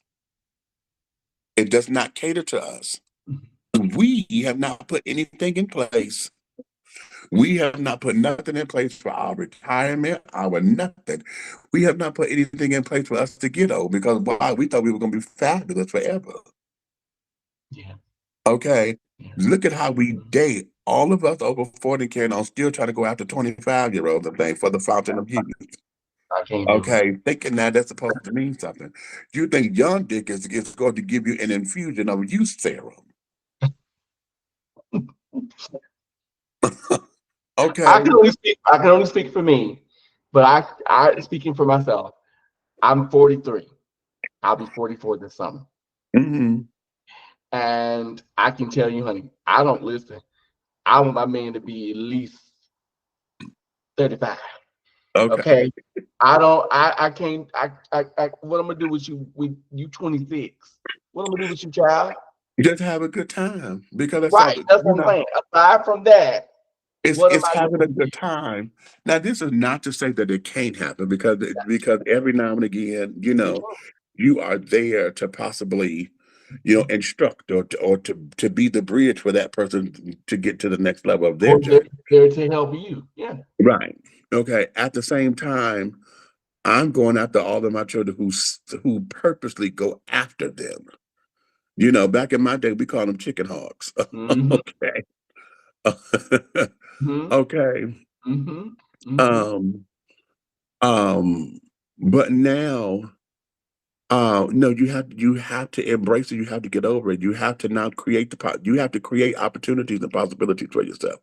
You have to allow yourself to do what you know to do. Because the world is changing. Technology has us everywhere. Yeah. The world is changing. So you've got to find your niche and you've got to allow yourself to be your whole creative self Mm. and stop relying on days of old because all our old good girlfriends, if you still got them, honey, God bless you. But we don't hang around with most of them girls no more. Yeah. Why? Because we've outgrown them. Mm-hmm. Some of the shit we have outgrown. And in Mm-hmm. order for you not to become a fuddy-duddy to where you just in the house and then became a fucking hermit, you've got to reinvent yourself. Because that's the one thing that we do. We get shut in, scared to go out to the club, scared to go here, scared to go there. But you have not given yourself any kind of life. Because why? You single. Oh, I'm 50 and I'm still single. Girl, honey, what you gonna do? Because when you had it, you didn't do it right no way. You didn't do right by it because y'all wasn't trying to build and have a relationship. You just wanted somebody on your arm to have Mm-hmm. bragging rights. Oh, I Mm-hmm. got a man. Mm-hmm. You know what I'm saying? Y'all never put the work in to say, okay, we're going to grow. Are we trying to get married? Are we trying to have a house? Are we trying to have children? Are we trying to build a business? Are we trying to do something for the community? What are we trying to do as a couple that's going to say we're going to grow? Outside of just saying we can fuck anytime we want to. You come to my place, I go to your place, we go out to dinner, you on my arm because we went to this dinner party. We went out to go let the children say, we taking all the selfies. That's superficial. Mm-hmm. Cute, but it's superficial. Mm-hmm. What's the substance? Mm-hmm. What is the substance? And so, if you're still single and you're 40 and over or whatever, what Mm-hmm. is your substance? Mm. Okay. What are you hanging on That's what. that keeps you from being superficial? And if that's your substance, then you should be proud to be in your own skin. And if Mm-hmm. you radiate that, what needs to come to you will, because that's the law of attraction. And one thing I have to add too is, as somebody who's in their 40s, is we often confuse solitude with loneliness. This And is true. those are very different things. Two separate things. Like Yes. right now, I'm enjoying my solitude. I love it. I love the Right. fact that I can do what I want to do. I can, if I want to have a man over, I can call him up, do our thing, you go home. I right now, I'm happy with that because I'm happy with me. But like Right. you said, as you grow older, you think, well, what do I want to build? If I want a partner, what do I want to have? What Because do I want to have? now it is because, like I said earlier, I'm very pro sex. So there's nothing wrong with you wanting to just get your back blown out or blow out some backs, honey. No, but call it If, what it is. Yeah, Be right. honest with it. Honest. Exactly. Be honest with it. Call it for what it is, honey. You can't sit up here and say, I want a relationship when really what you want is companionship. Correct. Because Yeah. the relationship goes nowhere. If you're not trying to build the relationship, all you seeking is companionship, honey. Mhm, mhm. All you want is I don't know companionship what because you you don't said. want to be a That's okay. yeah. But just admit that. So I have to ask you, for someone who is 55, Hmm. what how has sex changed? Because I know it changes. Oh, well, you know what? Now that we have this thing called sides, Oh God. Yes. sex has changed because I'm in a position in my life right now to where I don't necessarily have to have penetrative sex. Mm. Okay. If I do, trust truly, honey. Okay. We're not throwing it away. It's just that that's not it's not a driving force for me Uh, like it was when I was younger, because as men, that's all we know is to penetrate, right? And this, that, and the other. And then of course with us being top or bottom, for those of us who want to go by labels, mhm, you don't get the score unless you able to say I conquered the dick one way or the other, right? So at this particular stage of the game, I'm more so about the connection well, I've always been about building an experience, mhm. but now it's more about the deeper connection, because what they say, what I used to do all night now takes me all night to do, you know. So because of that, honey, we got to get to the tricks of the trade now. Okay, hey, every the parts may not be working correctly on this particular day. So Right. rather than be embarrassed about it, I had to learn how to keep my partner pleased in by other means, so Mhm. that it is still an experience. Because I've always been one who believes, honey, other than Jesus, my name should be the only name to come off your mouth when we're done. Oh, ooh, all right. Okay. Now, I love that. Ah, yes. So now we're gonna wrap this up by having a little fun. So I have to play a little word association with you. Now, Mhm. in this, I want you to say whatever pops in your head. And I All mention these, right.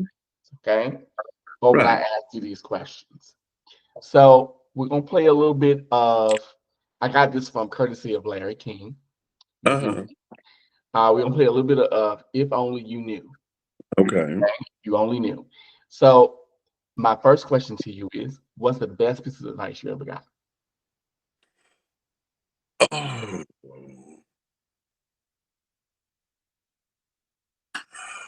the best, oh my God, I think the most poignant has been from my pastor. When Reverend Darren McCarroll Jones told me, he said, Demetrius, you're one of the brilliant bitches.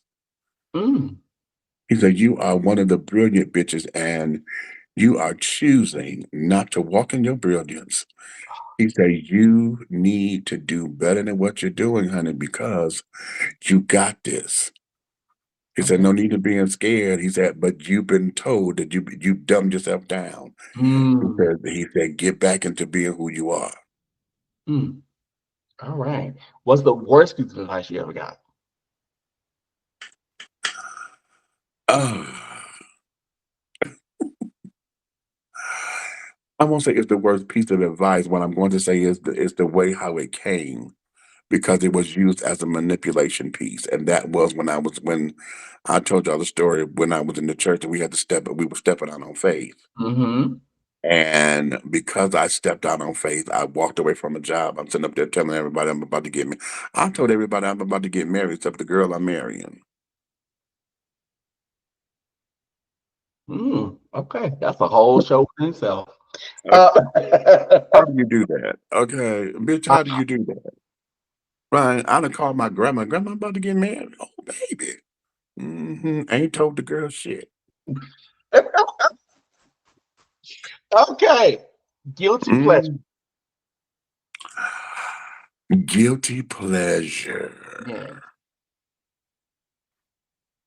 You know, I am finding myself liking a lot of hip hop music and trap music I'm not supposed to like. Really? I don't know the names of it. I just know when I hear it, right? And I'm like, oh, I am not supposed to like this. I Okay. am not supposed to like this, honey. But because I'm not a hip hop head, honey. All You right. know, Mhm. you know some of that gutter shit too. You know that Right, filthy shit. Yeah, right. child. Some of that shit. I'm like, oh shit. Wait a minute, bitch. You said that. Okay. Oh my goodness. Okay. Childhood celebrity crush.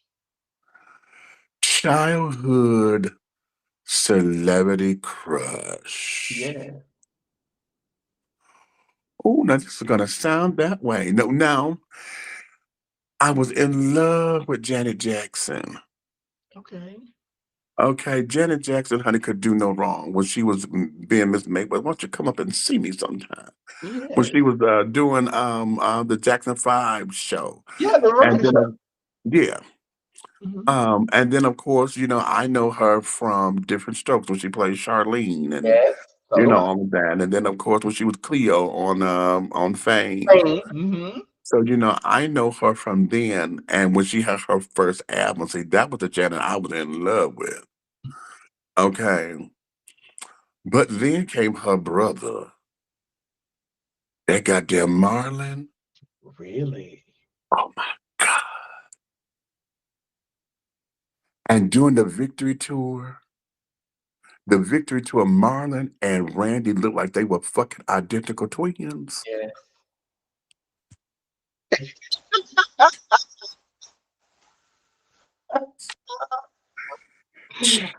Marlon and Randy. Oh, you Oh, see how I just went all up through this family? I just went all up through this damn family. I love it. All right. I love that. So now we're gonna play a little word association. So I'm gonna name some Hmm. artists and whatever pops in your mind, a story, an encounter, even some shady shit. You can say whatever pops in your head. So Okay. the first person I'm gonna name in honor of Pride Month, Sylvester James. Mother, Mm, mother.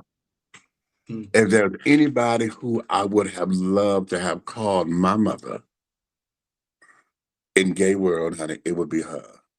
mm, Okay, it would be her mhm. because Sylvester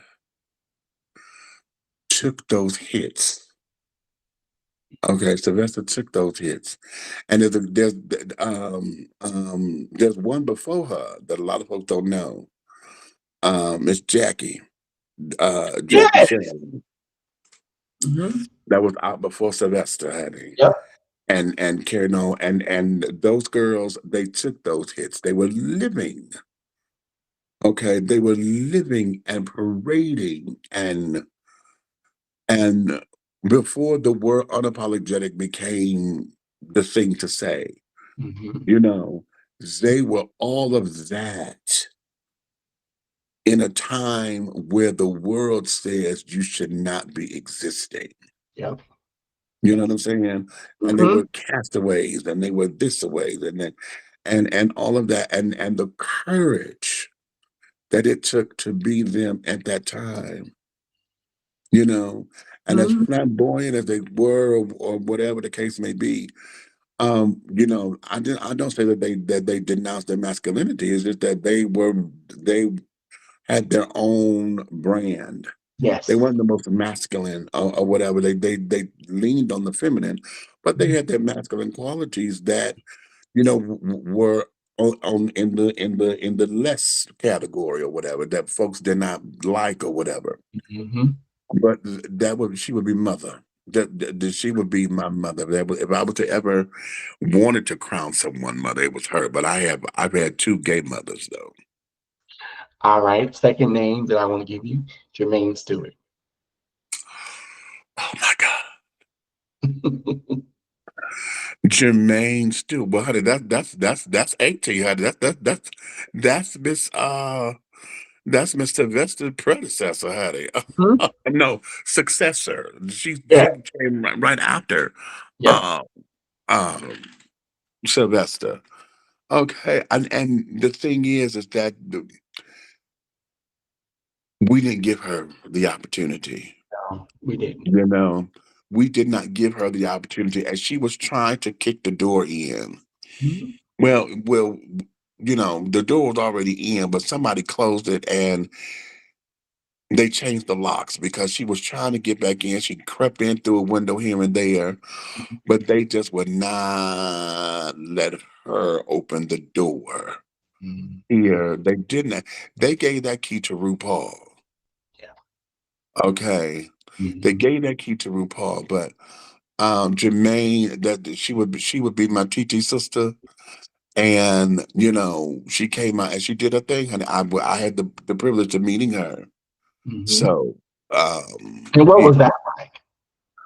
epic, epic, honey. We were opening up a new club in Detroit called Clubland, honey, and my cousin, 24 hour, well, we call them 24-hour girls. We call them trans girls now, right?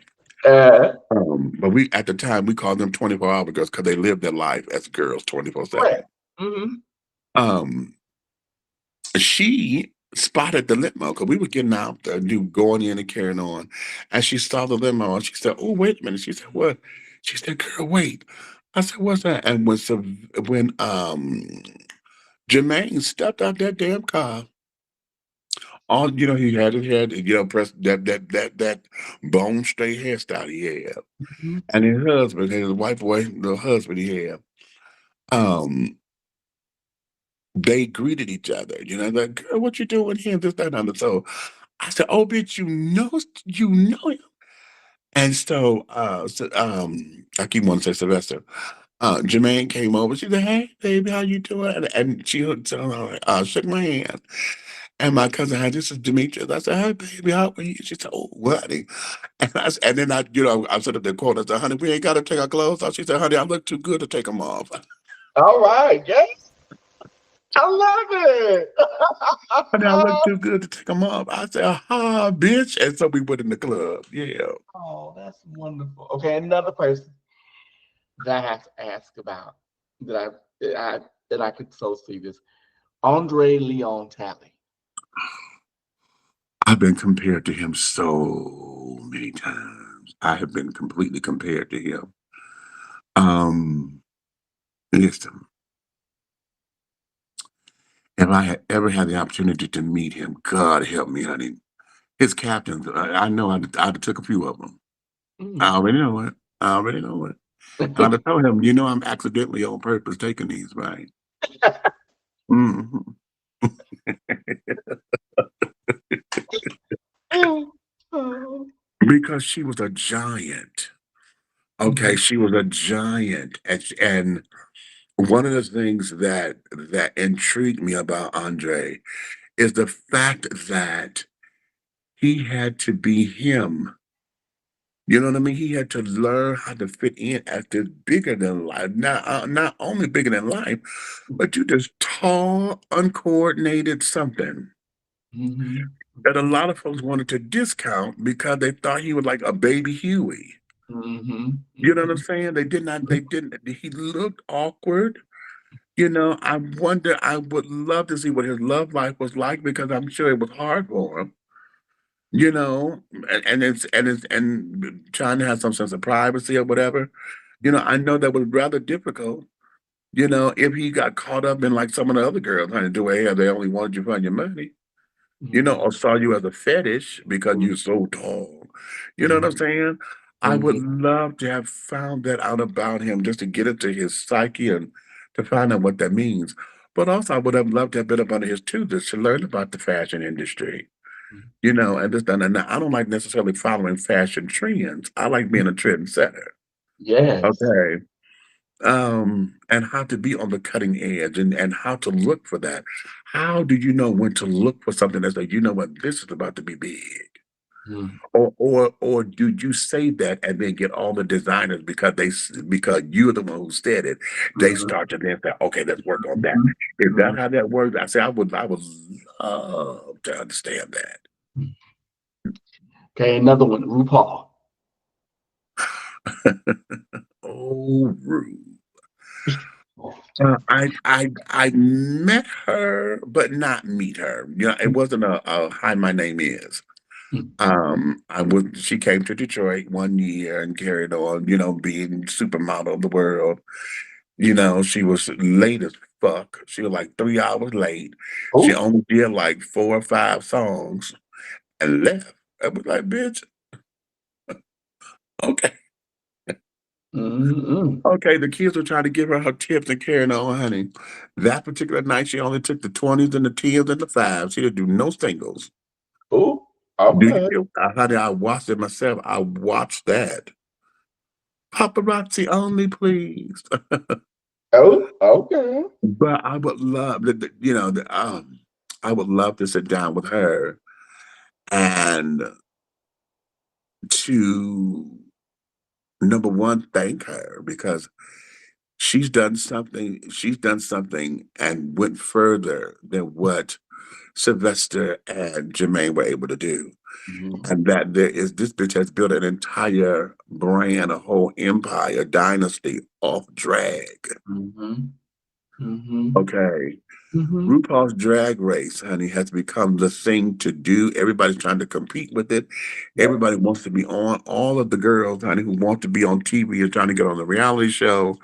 You have gotten franchised to where you done got Drag University. You got RuPaul's Drag Race all over in other regions of the world. You got Dragon Con to where the girls come together and carrying on to have a whole festival. You have really branded the shit out of this and have taken drag to a whole new level that no one ever thought it would ever get Mm-hmm. to where now we have biological women Mm-hmm. competing with drag queens and trans girls Mm-hmm. for a look and a this, that, and that. Y'all keep running to the queens.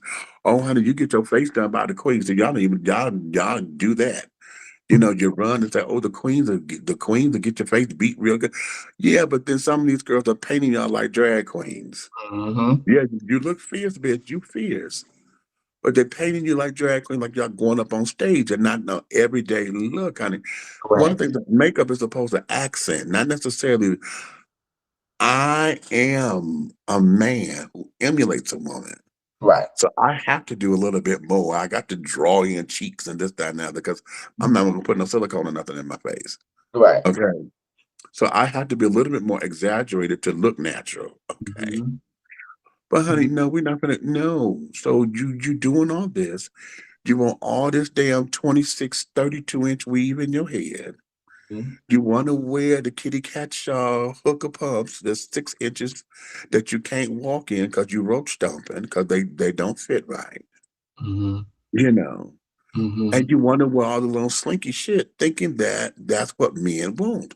When you competing with drag queens that you say is infiltrating your spaces. Mm-hmm. Mm-hmm. So now what? Wow. Now my final when it comes to the males, Willie Ninja. I met her. Oh God. I met with wait.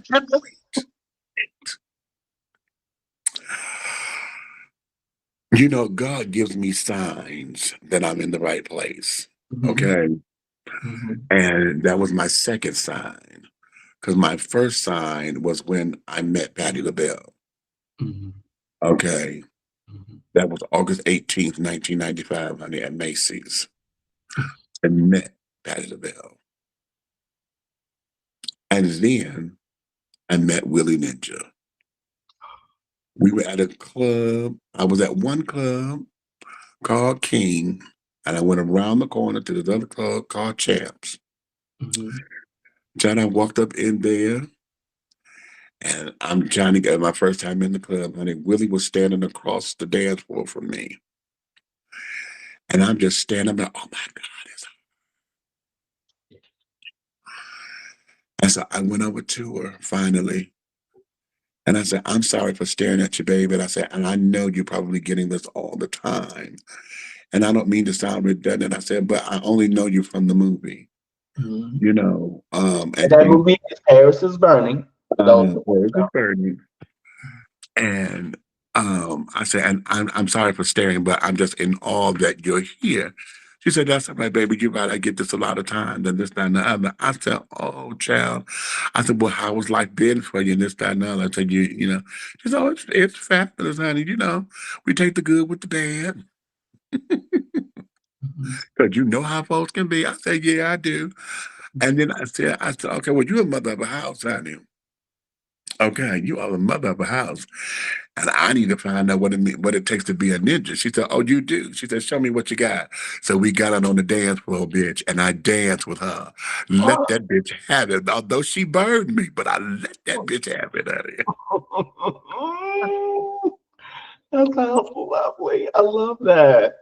She Okay, burned the shit out of me because she would do that acrobatic shit and got down on me. But honey, when we first got out there, oh baby, she said, come on, mama. I said, come on, baby, give me what you got now. I want your best. yes. I want your best. Try to give it to me. Oh, oh, to be a fly on the wall. My goodness. Okay. So now I'm going to lead to the women. So I have to Mhm. ask you. I'm going to name some women, and I want you to tell me the first thing that pops in your head. I'm Mhm. going to name somebody that is, in my opinion, she's very underrated, and I absolutely love her talent. Angela Winbush. Angela, darling. I met her Oh my God. briefly. I met her briefly here in Atlanta. Hmm. Okay, here in Atlanta, at a concert. They were at Wolf Creek Amphitheater. And she was on show with Stephanie Mills. That's why I was there. Okay. Yeah, 'cause I know she and Stephanie are really good friends. Yes, they sisters. Okay, sisters. And I was going backstage to get to Steph because, at that time Stephanie and I were talking and carrying on. So I was trying to let her know I was there. Hmm. And my friend Curtis was with us. Okay. Hmm. And Curtis, fan out now. Curtis supposed to be the bitch that's cute, right? Because he done Hmm. been singing background with everybody and carrying on. Hmm. And this bitch goes and says, "Oh, Miss Angela, I just love you so much, girl. I just love you. Can I get a picture with you?" You know. So I'm saying, Miss Thing, stop. Okay, Angela, look, she say, you my biggest fan. She said, "Oh, you want a hug and anything? You got a cigarette?" And he threw the cigarette down, right, and carried on. And so I went over to her. I said, "Miss Winbush, I just want you to know that you are absolutely fabulous. I've been following you my whole life. This, that, and the other." She said, "Oh, thank you, baby." And she gave me a hug. And I gave her, what did I have? Was it a book? No, it wasn't a book. Because I had I've written 2 books and I got my own oils and stuff, but I forgot what I had gave her. I gave her something. Oh, no, no, no, no, no. We were promoting my play, No Time for the Pain at the time. Yeah. And I think we had given her a coffee mug. We had made a coffee mug of our Oh, nice. logo. And yeah, yeah. So that was that. So I met Angela. But Oh, one of the things that I admire about her is her face. She has been able to maintain her face um, while going through all of the adversity of this music business. You yes. know, I would love to interview her because I want to um, um, I really want to get personal and ask her about her marriage with Ron Isley. I Yes. thought they were just darling. I thought they were darling together. But of course, it didn't last. Mhm. And I would love to have her put that in her own words respectfully. What lessons she learned or whatever throughout that marriage.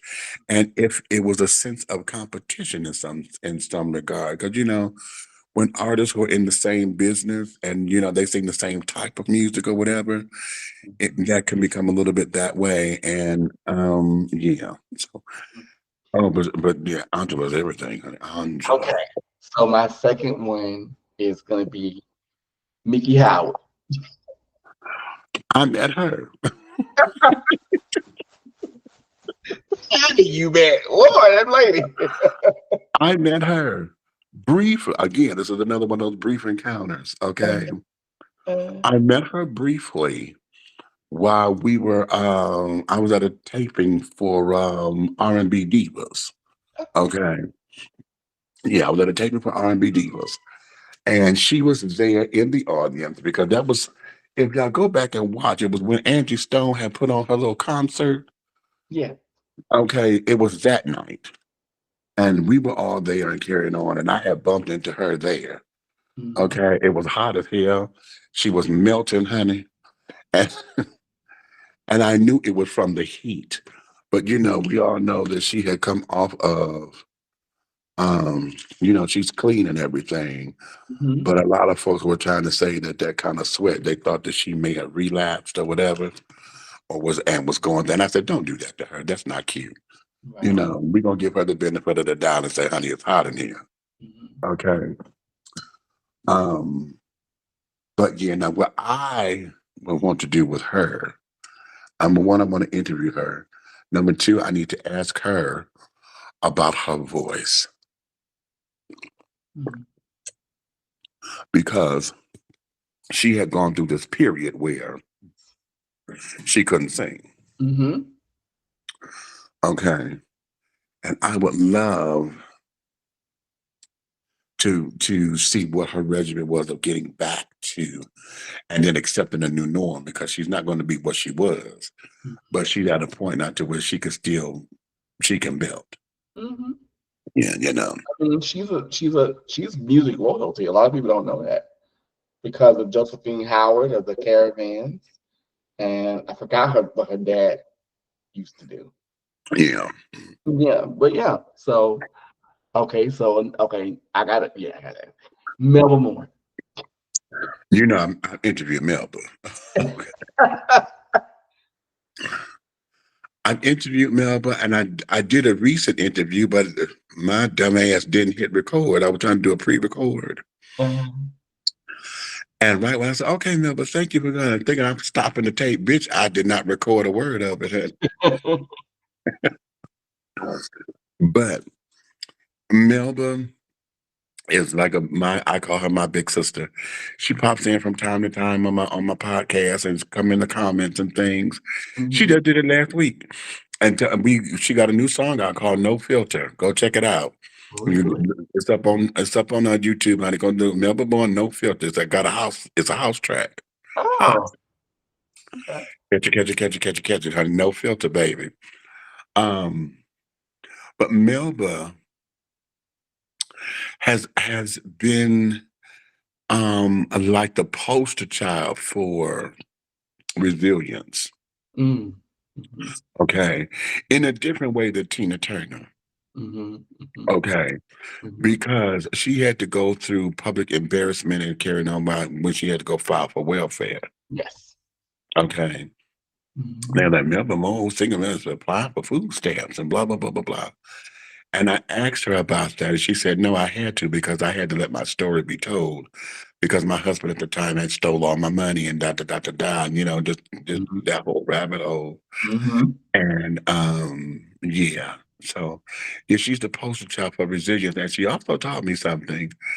In an interview that we did, and she said she had to learn how to find her audience because here in the States, the radio stations are not playing the new music by the older artists or Mhm. they're playing all the young stuff or whatever. So, honey, you don't see Melba over here because this heifer was always overseas somewhere. She Mhm. make her coin overseas. Mhm. Well, they Mhm. still love and adore her, honey.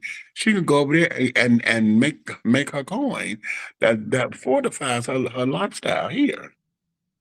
That's actually smart. Okay, and I gotta ask two more. So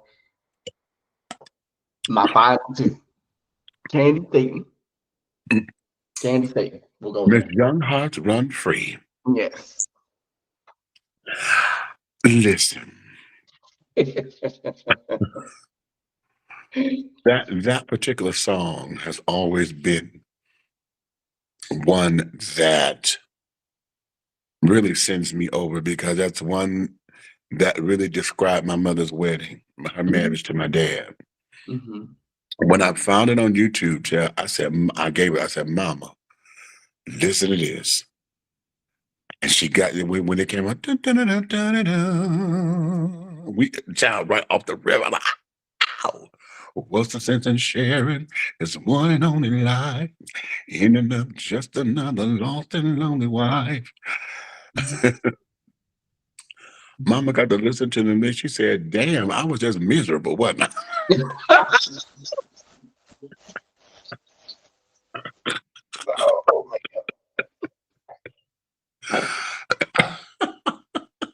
have you ever had the privilege of interviewing her? Not yet. I'm working on that. Good. I'm 'Cause you working need on that because I because want to you get in retired from because performing. I came across a snippet of an interview with her where she was talking about uh how one of her husbands or whatever tried to kill her because he took her and Mhm. had her and was dangling her over the balcony of a hotel room. Mhm. I'm like, oh sister, you know. Mhm.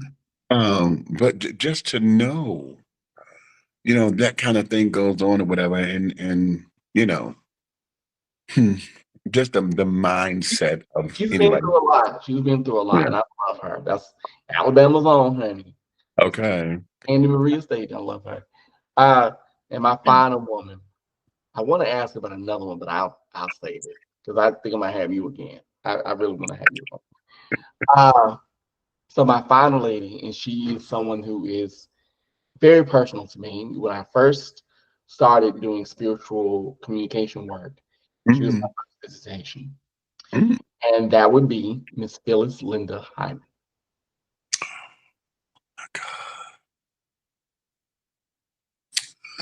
I'm gonna say this: you just don't know.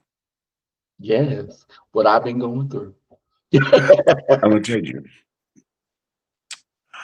that song woke me up. Mhm. When it first released, I'll never forget it because all I heard was "You just don't know, you just don't know," Mhm. and that's all I could sing in the song because I didn't hear nothing else. But that song woke me out of a dead coma-like sleep, Mm. and I was like, "Oh my God, what is this? Who is this? What?"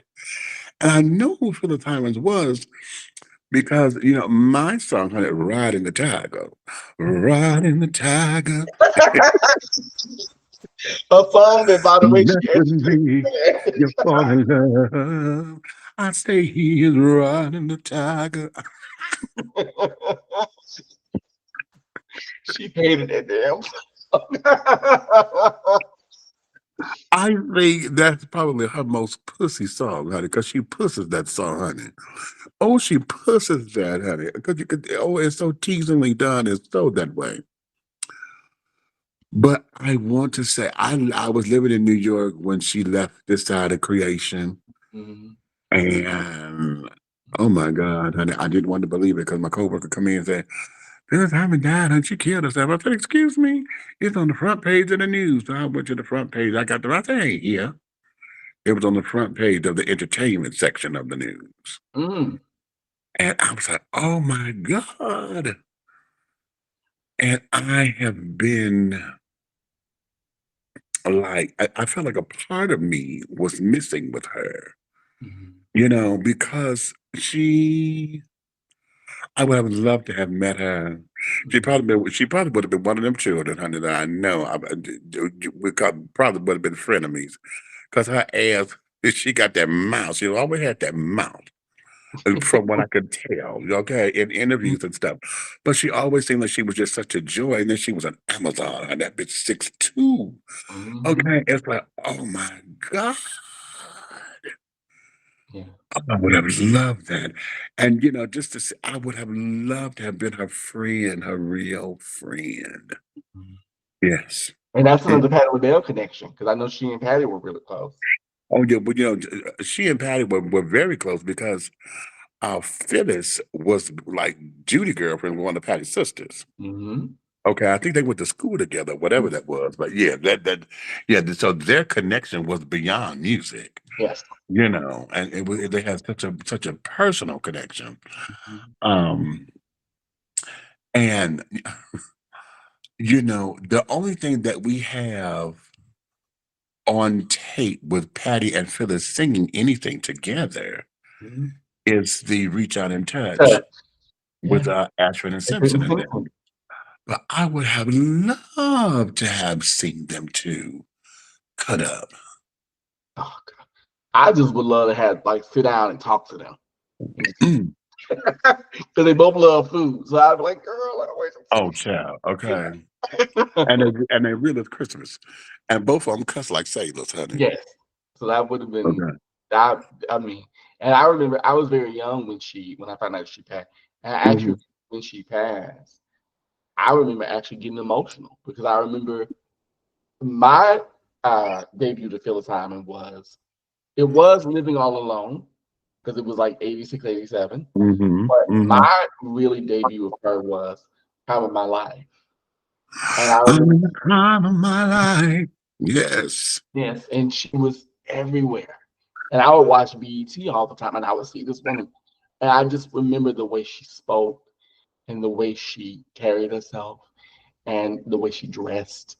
I wanted, Yeah. I'm gonna have to track down her stylist, Cassandra McShepard, and be like, listen, girl, can you come out of retirement and make me some clothes? Okay. Listen, you know what? I wonder if they whatever they what do they do with her costuming and stuff? Because I've never heard of anybody. Clothes. I've never heard of a silent auction anywhere or anything like that. Never heard of it. Kind of archive or something, yeah. Yeah. I would love to get in touch with her stylist and some of the people her costume and those who created the garments. Because Mhm. I know them patterns are still there, honey. Let me see that pattern, honey. Draft me a pattern, honey. Or can I Yes, buy and that pattern off of I you? love me personally. I love the crown hats that she always wore. Yeah. Yeah. I'm a big fan of those. That makes you think of Yeah. another person I know, Yeah. Allison Williams, because she wore those too. Oh, yeah. Yeah. Yeah. And Miss Yeah. Yeah. Allen Yeah. Tech.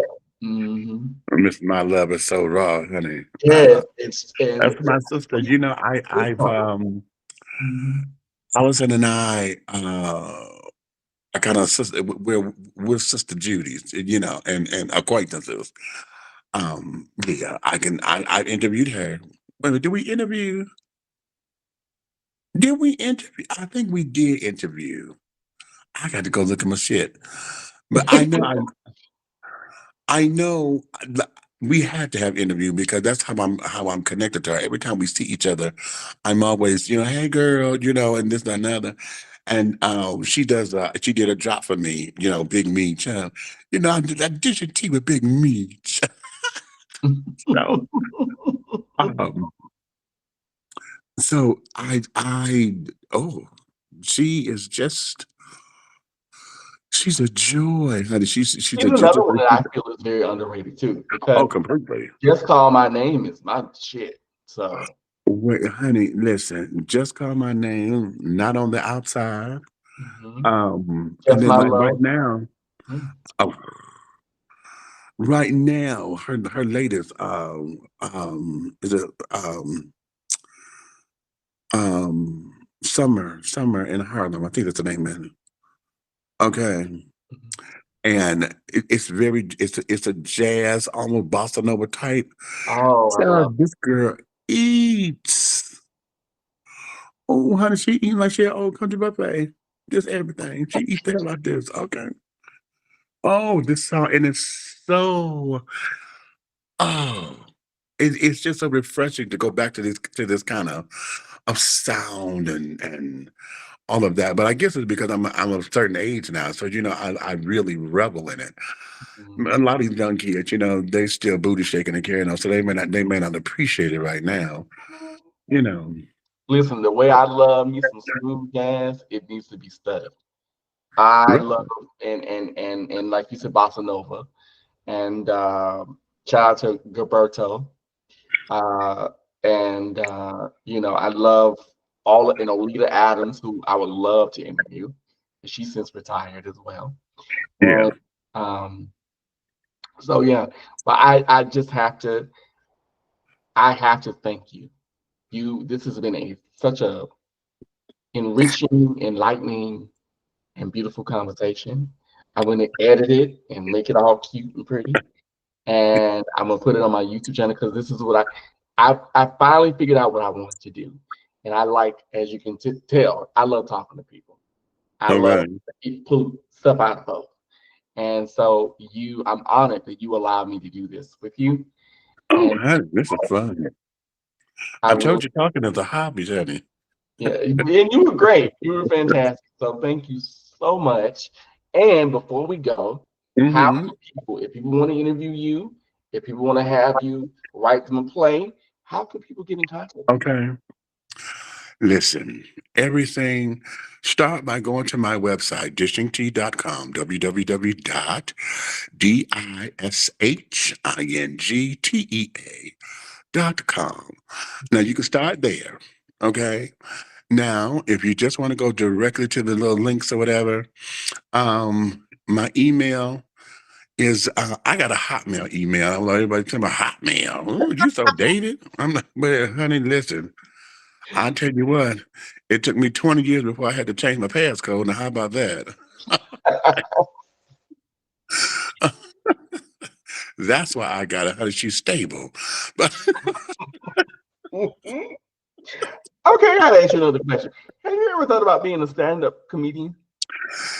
no, no, I haven't. I don't think that I'm stand up. I do believe that I'm sketch comedy, honey. Put it down. I can do it Well, in I want script to look form. into it because you got the. I think you got it. I actually think you would make a great comic. I've heard people have said that to me on a few occasions. When I'm emceeing shows or whatever, um, you know, yeah. And then here's the other thing: you keep me.